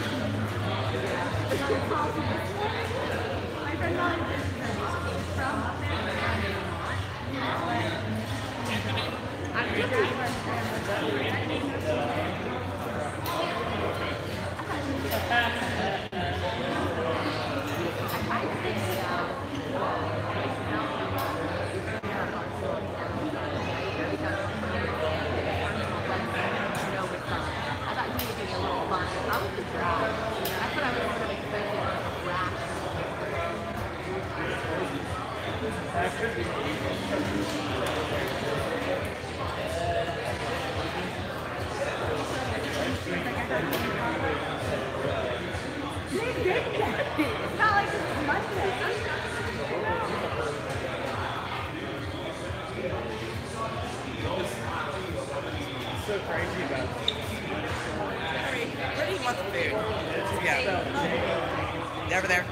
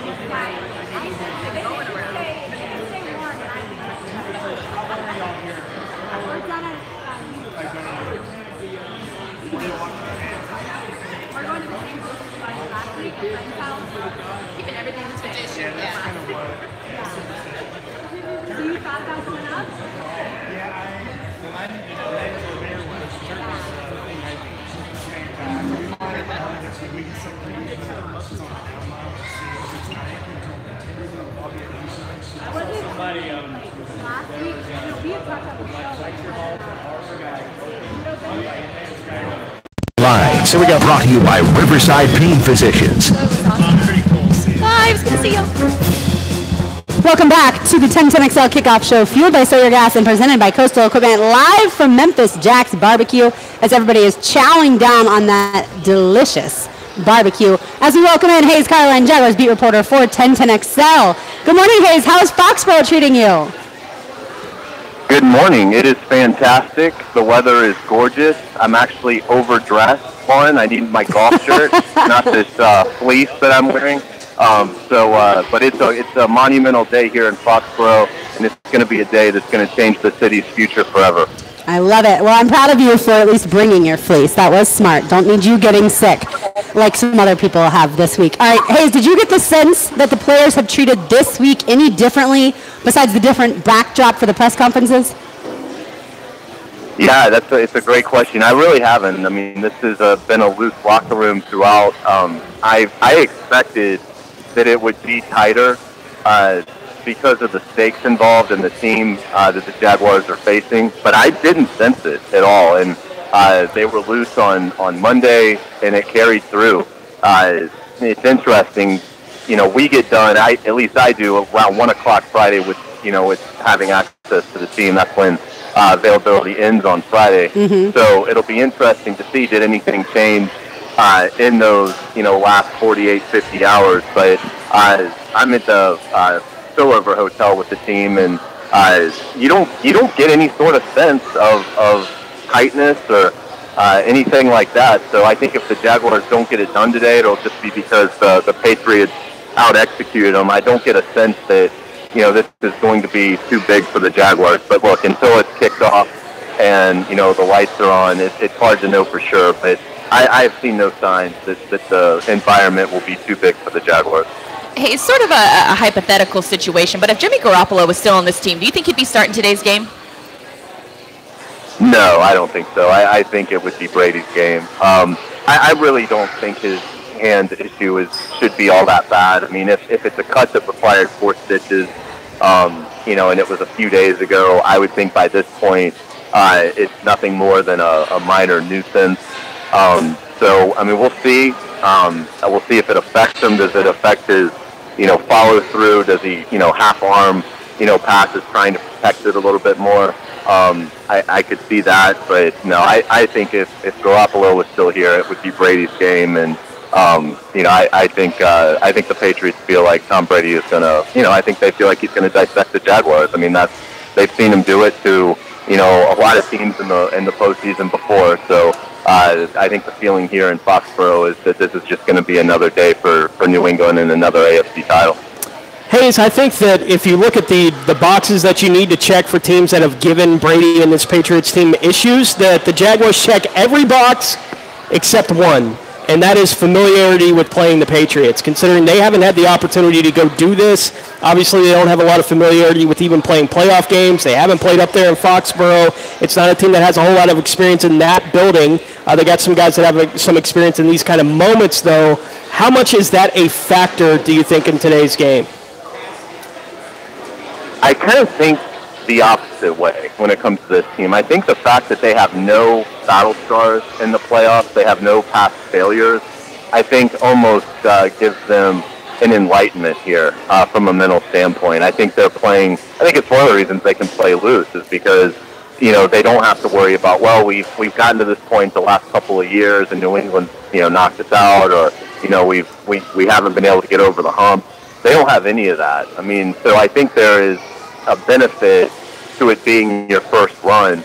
And so I don't get a sense that not having been in these situations is going to be a detriment today. But we'll see. I mean, and really, to be honest, no team has more experience than the Patriots.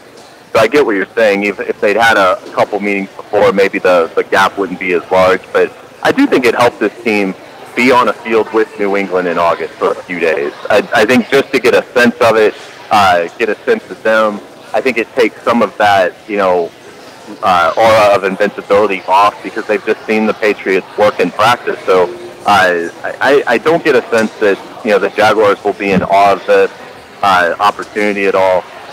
And again, I think they're going to play loose. I mean, we'll see. But I think, the fact that they have no, past failings, I think really helps them in this situation. Do you think it is more important for the Jaguars' offense to score early or the defense to hold the Patriots and Tom Brady early? I think it's without question the offense. I think if the defense holds them the first couple of drives, it's sort of, well, this is what we sort of expected. This is the recipe. If the offense is able to put 10 points on the board on their first 2 drives, then I think the confidence level on that sideline goes from tremendous to, off the charts. So to me, it's the offense. If the offense can be productive in the first quarter, I think you'd like to see Blake's passing yards be around 80, 60 to 80 at the end of the first quarter. I think you'd feel really good about the early rhythm. And to me, that's one of the largest keys to the game is I don't know that this offense can be stagnant for 30 minutes and then come out in the second half and really find itself. I think this offense at this point in its development has to be hot early. If it's hot early, it can continue that through 60 minutes. But to me, it's hard for this group to get cranked up if it doesn't get the spark right away. Hayes, a lot of last week's victory against the Steelers was a very emotional victory, and we see a lot of times with teams that have big emotional victories, especially upset wins, that they don't quite deliver the following week. How do you think the Jaguars duplicate that energy from last week to this week? Yeah, it's a good question. I think you see it more with college teams. I remember like Mississippi State beat LSU by 30 earlier this year, and I said, Mississippi State isn't even going to sober up until Thursday before the Georgia game, and sure enough, they looked like it, and Georgia trounced them. I think at this level, it's a little different. I think these guys are able to block it out a little bit more and move on. And again, they understand the stakes involved. They're 60 minutes of great football away from, getting in the Super Bowl. So I don't get a sense that they don't have enough emotion or there'll be any sense of complacency. Again, I think if they lose today, I think it'll just be because New England was the better team. But we'll see. I mean, there's certainly there is a limit to the emotion that everybody has, and they had to fill the bucket up pretty quick when they got back from Heinz Field. But I think it's there. I think the opportunity to defeat Bill Belichick and Tom Brady in Foxborough and really solidify the Jaguars as the NFL's up-and-coming franchise, I think that's enough. These guys are going to be playing, I think, tremendously high energy today and with a ton of intensity. Hayes, what is the individual or unit matchup that the Jaguars absolutely have to win today to pull off the upset in Foxborough? That's a great question. I think the receivers have to come to play. We've seen it in the Arizona loss. We've seen it in the Titans loss. We saw it a little bit against the Bills, even though that was more maybe on Blake. But the receivers have a tendency to just not show up, and that cannot happen today. They don't need any one of the four to have 100 yards, but between Marquise and Dede and Hearns and Cole, that foursome needs to account, I think, for probably at least 180 yards. I think that would be, if they're able to do that, then that would tell me that, you factor in the running backs, the tight ends, that should get Blake, pretty far over 200 yards through the air. And then if they're able to do that, then I would feel like, okay, with the ground game, that should be a recipe for a pretty good performance, one that gets you, 20 or more points generated solely by the offense. Hayes, you caught up with defensive tackle Malik Jackson. How confident is he going up against Tom Brady since he's beaten him before? I think incredibly, and I think of all the weeks of the year, I think Malik Jackson's presence has meant the most this week.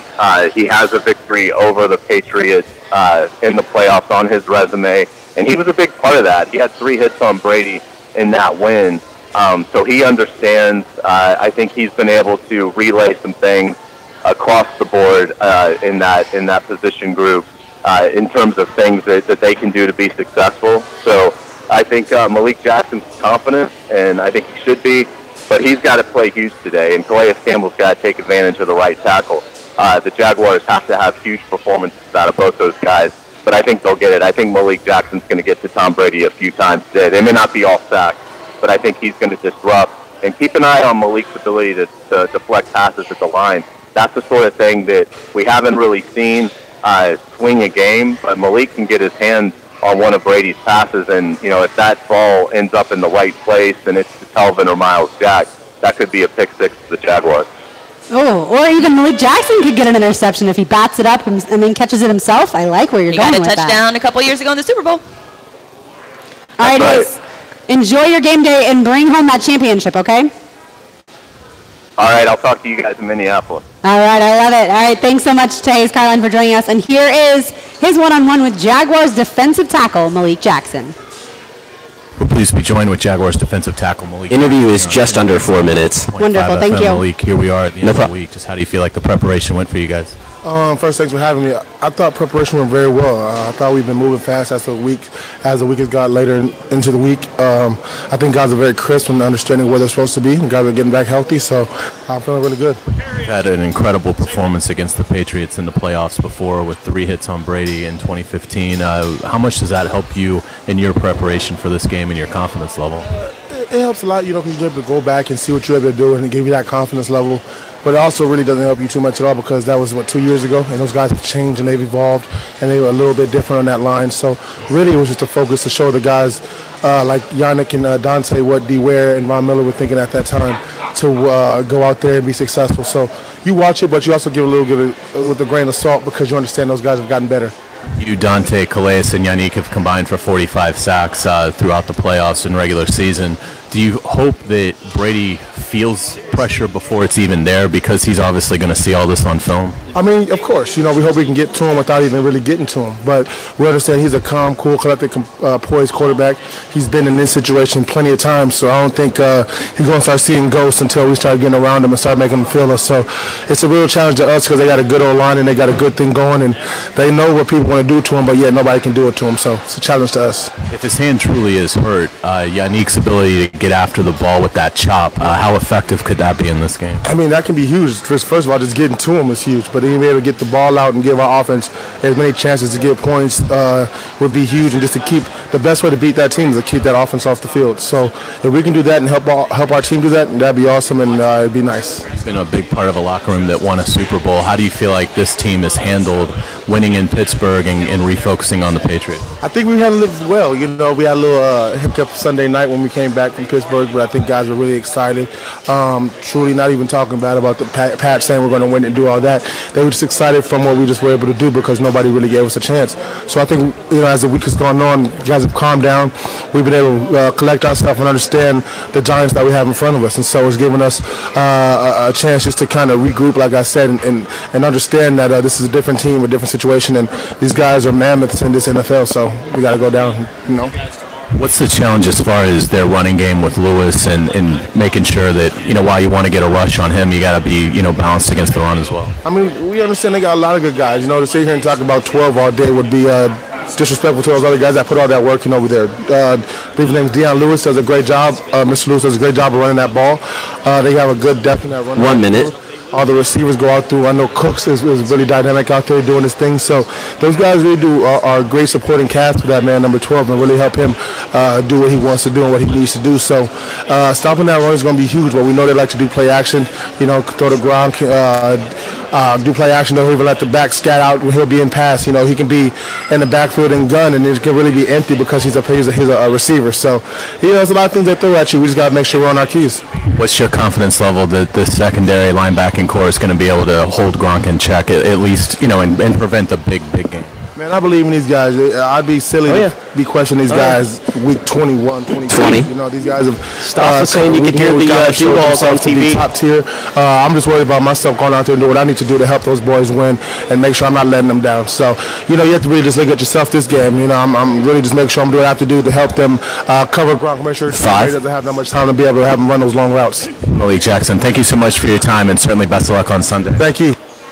Malik Jackson is one of the most fun people to be around in that Jaguars locker room. He was awesome. last year, even when the team wasn't winning, and even more so this year. Thanks to Hayes Carline for catching up with defensive tackle Malik Jackson. We are almost out of time, but first we will give you our key matchups and make our picks next. I don't think it's too much of a mystery who we'll be picking today in this AFC Championship up in Foxborough. We are live from Memphis Jack's Barbecue. Keep it right here on 1010XL. After the game, catch the McKeever Clinic Defensive Player of the Game. McKeever Clinic, innovators in urological care since 1921. It's all about defense on 1010XL. Mike Dempsey here, and I'm going to share a secret about a local company offering you something that their competitors simply cannot offer. At TireOutlet.com, you'll find literally the largest selection of tires, the best quality new and used tires, and the absolute lowest prices on tires right here in your backyard. You can go online at TireOutlet.com or to any of their local stores, and when I say wholesale, I mean wholesale. I've seen it, guys. Their warehouse seems like it never ends. Visit TireOutlet.com. Wholesale prices, premium service. Hey, Saxonville, this is Rick Ballou. You know what's going on this Sunday, so listen to this. For every sack the Jaguars get on Tom Brady, my friends at McGowan's are going to take $50 off the purchase of a new system. So when Tom Brady goes down, your discount goes up. It's as simple as that. McGowan's is proud to be the official heating and air conditioning partner of the Jacksonville Jaguars. For more details, call 264-COOL or visit McGowan'sAC.com. Go Jaguars. License number CMC 1250075. Sawyer Cast. This is Barry Rainey, General Manager of Sawyer Gas. If you're with another propane company, we would like to give you a special offer to join the Sawyer Gas family. We'll set your tank for free, give you 50% off your first propane fill, and a low locked-in price guaranteed through May 2019. To learn more, visit us at SawyerGasFL.com or call us at 904-296-8600. Sawyer Gas, drive it every day with Sawyer Gas. Credit products are made by OneBank. Rates and terms vary based on credit history. Amazon is not a sponsor of this promotion. Other restrictions apply. See website for details. How did I get into credit card debt? A trip to the emergency room. Car repairs. Moving expenses?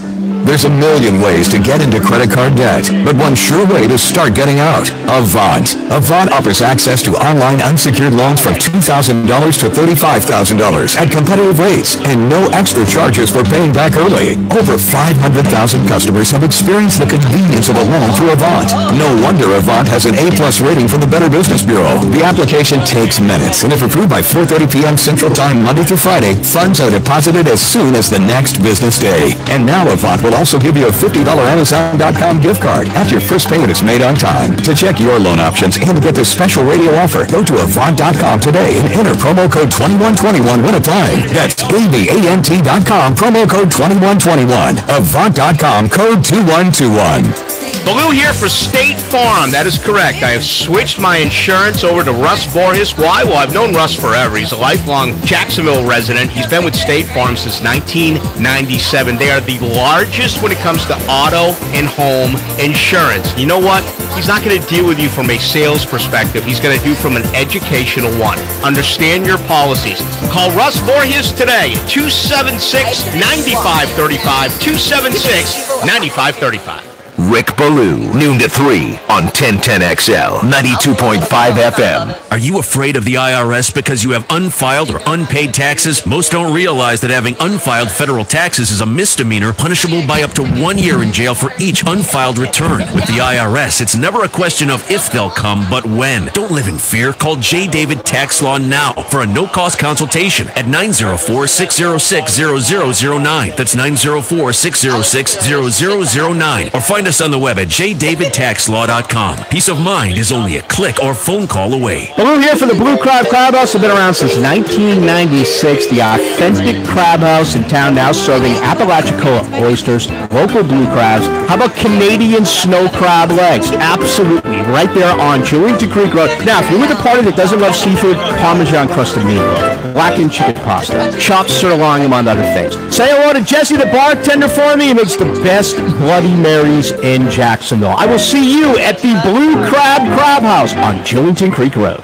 Massage Envy Jacksonville introduces the new Total Body Stretch, professionally assisted stretching to help you get the results you can't achieve on your own. Head-to-toe professionally assisted stretching can help you do 1 minute. of the things you need to do. Thank you. Weekend warrior, I'm sorry you're not here to office indulge athlete, in the Massage Envy's deliciousness. exclusive professional What are y'all chewing on? can help you do more of the things you love. Tony got a turkey Visit any of the 7 with curly fries, jalapeno cornbread, and coleslaw. Learn more at I got a biscuit plate with mac and cheese, black eyed peas, and the deviled eggs are phenomenal. Wow. Dang, I am craving some biscuit now. Jeez, it's been so long. Just come on here after and when you go at 10:10. There we go. Get the hook up. Why is it so long since you had brisket? That's honestly a good question. And there's so many barbecue places in Gainesville. It is a go get it. Just haven't done it in a while. At San Jose and Bay Meadows, just behind the Hooters. All right, 15. Thank you. Where's the best place to fish this weekend? I'm Captain Kevin Favor, and I'll tell you what I think. Thursday and Friday mornings and the 6 o'clock hour on the drill. Brought to you by North Florida Yacht Sales, voted Jacksonville's #1 boat dealer on 1010XL 92.5 FM. This is the 1010XL Kickoff Show, fueled by Sawyer Gas. Presented by Coastal Equipment on 1010XL 92.5 FM. One segment to go here on the Kickoff Show. Live from Memphis Jack's Barbecue. Everybody is digging into their grub. Tony, how are your curly fries and your turkey? They're excellent. I'm a professional enough broadcaster that I put the fork down before we got back in segment, so at least I'm not chewing my food on the air. But yeah, it was difficult to push it away, at least for the next 10 minutes while we make our picks for this game. I am looking forward to some of that brisket. Before we get to that, Blythe, what is your key matchup that you'll be watching today between the Jaguars and the Patriots? I'm going to be watching the middle of the field for the majority of the game, but specifically Miles Jack versus Gronk. He's the toughest guy and one of the toughest tight ends, I think, in league history to cover. And I think Miles Jack, this is the game that you drafted Miles Jack for. And Telvin Smith is obviously going to help out a lot with that. And then another matchup that I think is going to be really clutch and really key is Amendola versus Colvin. Colvin, you don't want him matched up against Gronk, but versus the wide receivers, I think Aaron Colvin could really handle Amendola. Yeah, it's funny that you put the Miles Jack thing that way. I think I tweeted it on Tuesday. It was like, because this is the time of year when we simplify things in this dumb manner, but it's fun. I was like, this is why they drafted Miles Jack. Nice. And I actually said it exactly like that. Everyone who's been listening to the show for long enough knows Miles Jack has been my guy. He was my guy into that draft process. Like, I've been a Miles Jack guy forever, and just the athleticism he adds a linebacker, I think is a key. But the thing that beats the Patriots more than anything else in this historic run is pressure at Tom Brady's feet. It is the thing that kills the New England Patriots. Nothing else comes close. If you're a team that isn't able to accomplish getting pressure up the middle, generally speaking, you are in big, big trouble against the New England Patriots. Today is a Malik Jackson, Calais Campbell, Marcel Darius day. That's why you bring those three guys in. It's why you pay Malik Jackson what you pay him. It's why you pay Calais Campbell what you pay him. It's why you trade for a guy like Marcel Darius to give you that little bit extra punch up the middle as well. Those guys win. On the interior of this defensive line today, the Jacksonville Jaguars, I'm going to say it one more time, prepare for the goosebumps, ladies. The Jacksonville Jaguars are going to the Super Bowl if those guys win on the inside today. Say it again. I remember exactly where I was when I found out Marcel Darius was coming to the Jaguars through the Buffalo Bills. Frank Frangi's Florida Georgia party, and a lot of guys were taking phone calls and had their phones, and they were walking away, and I was like, what's going on? And that's when Hayes came back and he was like, yeah, I just had to do an interview because the Jaguars just acquired Marcel Darius. And yeah, got goosebumps then, have goosebumps now. I agree with you, Tony. There's only one thing I'll change from what you said. You said pressure at the feet of Tom Brady. Yep. What I'll throw in, Yannick Ngakoue against Patriots left tackle Nate Solder, because Yannick Ngakoue is going to get to Tom Brady's hand. And I don't just mean because of the injured hand. I mean he wants to get the football out. He has 11 strip sacks in 34 games. 11 of them. That's an unheard of rate for a guy that's just in his third year in the league. Solder, by the way, Nate Solder has been a little beaten up, and Solder has surrendered 2 sacks, 4 quarterback hits, and 3 pressures in just the last 3 games. So Ngakoue against Solder, to me, is going to be a huge matchup today. You heard a little clapping. That was Aaron Drew Gibson, our engineer, because Blake Bortles is now walking through Gillette Stadium in his suit. All right, ladies and gentlemen, it's time. Let's make our picks. Now, pre-game predictions delivered by Moe's Southwest Grill. Get a free cup of queso when you download the Moe's Rockin' Reward app. Order ahead, earn discounts, and get rewarded for every purchase. Here we go. The Jaguars and Patriots kick off at 3:05 today at Gillette Stadium. Blythe, who you got? I don't think it's going to be any kind of surprise of who I got, because I'm decked out in Jaguars gear from head to toe. I could barely sleep. I was pacing in my house all day yesterday. But I think that front four of the Jaguars has got to get pressure, sort of what Tony alluded to earlier in the show. But I'd be cool with sending 3 so we can crowd the middle of that field to contain the running backs, contain Gronk, take away those short, quick passes. If the Jags can do that, take control of the clock, run the ball, then I think we're gonna come away with the victory 24-20. Tony. I had a vision early on in the week. A vision? All right, I had a vision early on in the week, and nothing has swayed me from my vision from early on this week. The New England Patriots are going to get the ball down 1 score. Late in the 4th quarter, Tom Brady's going to drive them just past midfield, and on 4th down, with about 30 seconds left in this game, Calais Campbell's going to bring him to the ground. And it's going to end in Gillette Stadium today with Blake freaking Bortles taking knees to send the Jacksonville Jaguars to the Super Bowl for the first time in franchise history. 23-17. the Jaguars get it done today. It is funny how close all of our picks are. Last week, by the way, we were all wrong because that game ended up 45-42. I didn't see a first quarter like last week, although that would be fantastic if the Jaguars could get off to a 21-0 start over the Patriots. But I think the first quarter, absolutely, and you know the Jaguars know that too. I think the first quarter, it is tight. I think it is going to be just a crazy chess match in that first quarter. It might just be like 0-0 or 3-3, and then that's when I think the Jaguars are able to kind of wear down the Patriots, and you do see the offensive line for the Patriots, the fact that they're not 100% healthy, you start to see them get worn down, and that Jacksonville Jaguars defensive front, I was going to say makes a name for themselves, but everybody already knows who they are, at least here in this town. I think the Jaguars are going to come out on top 21-17, which Nora picked in the reverse, but that's what I've had all this week. The Jaguars, ladies and gentlemen, if that happens, will come back to Jacksonville 2 weeks away from playing in the very first Super Bowl in franchise history. So there it is. The Jaguars are taking home the victory, and I hope the little group of Patriots fans here heard that loud and clear. We were talking in the break about the Duval chants. Both of us went to concerts Friday night today, and Duval was clearly heard everywhere. I know people, you said, have tweeted you that they can hear Duval through the TV if they're watching at home. Yeah, they're watching me on the set there with NFL Network. I've had the last 2 days have been so much fun. It's been like a 2-day pep rally here in this city. Everywhere that I've been to the movies a couple times, and like in the lobby of the theater, Duval chants are breaking out. I've been like high-fiving people as I'm leaving places.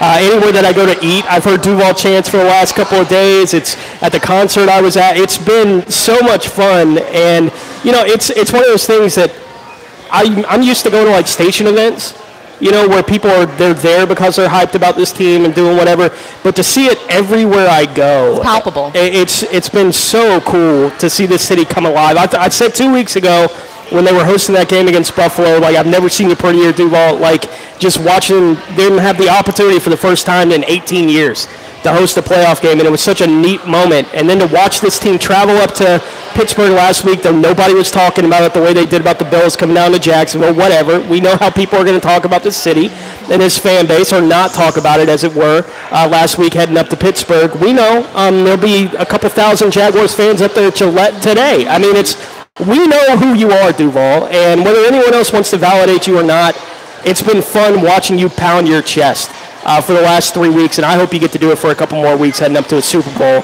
and then through an off season where you guys, I already know that it's going to be insufferable for the rest of the world if the Jacksonville Jaguars find a way to win a Super Bowl. You got that right. I talked to my parents yesterday. They're going to have people over for the game today. My mom went and bought a Shad Khan mustache balloon, so the house is ready for them.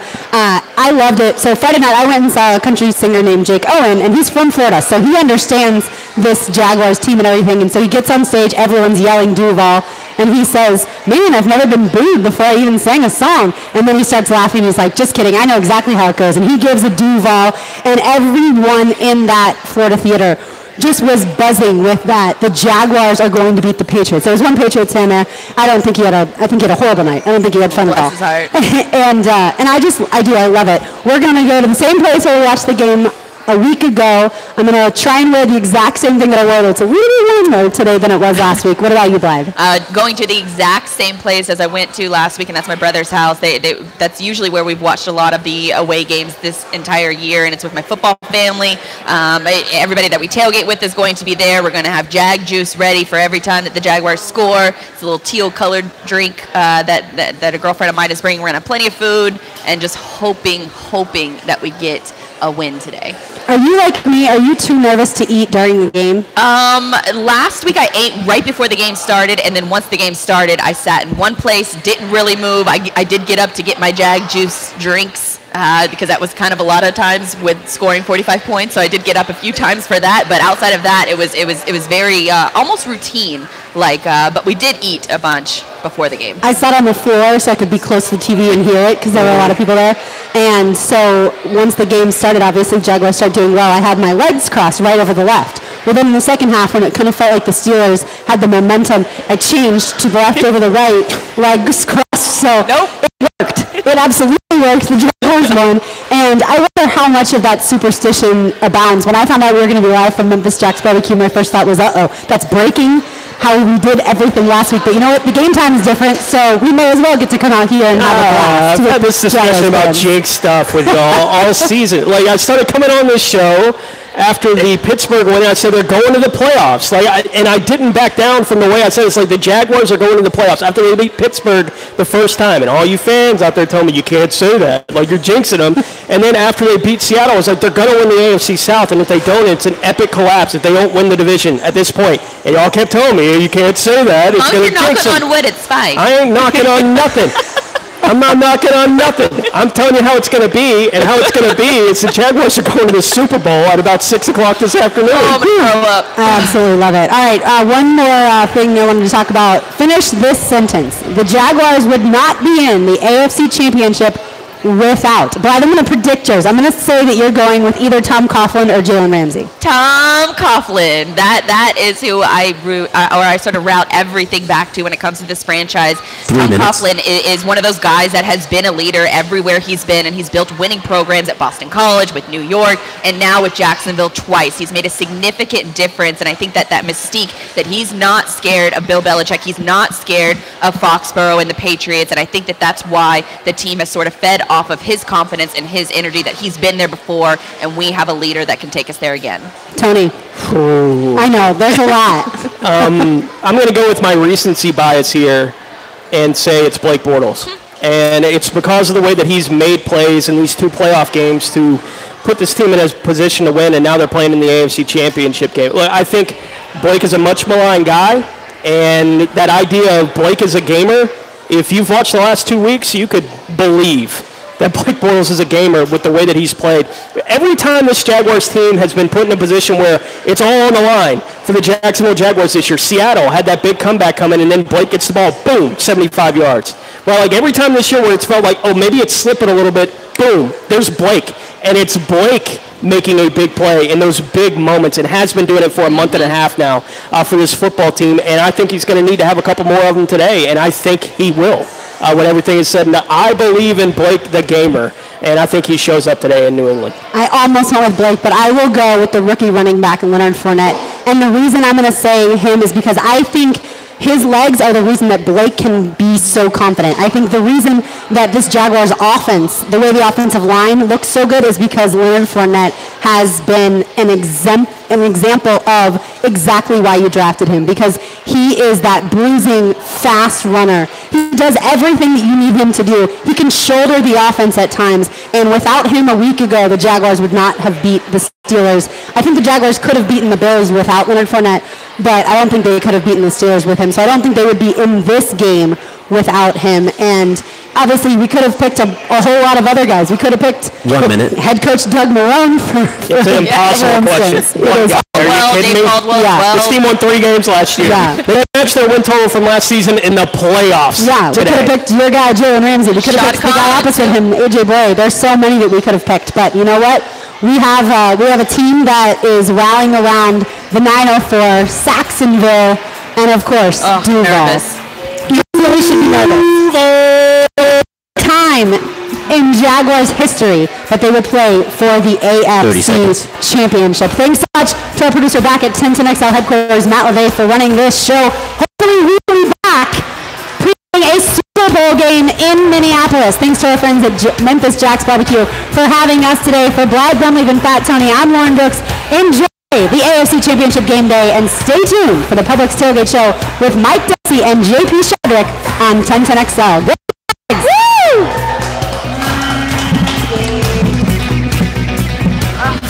From fantasy football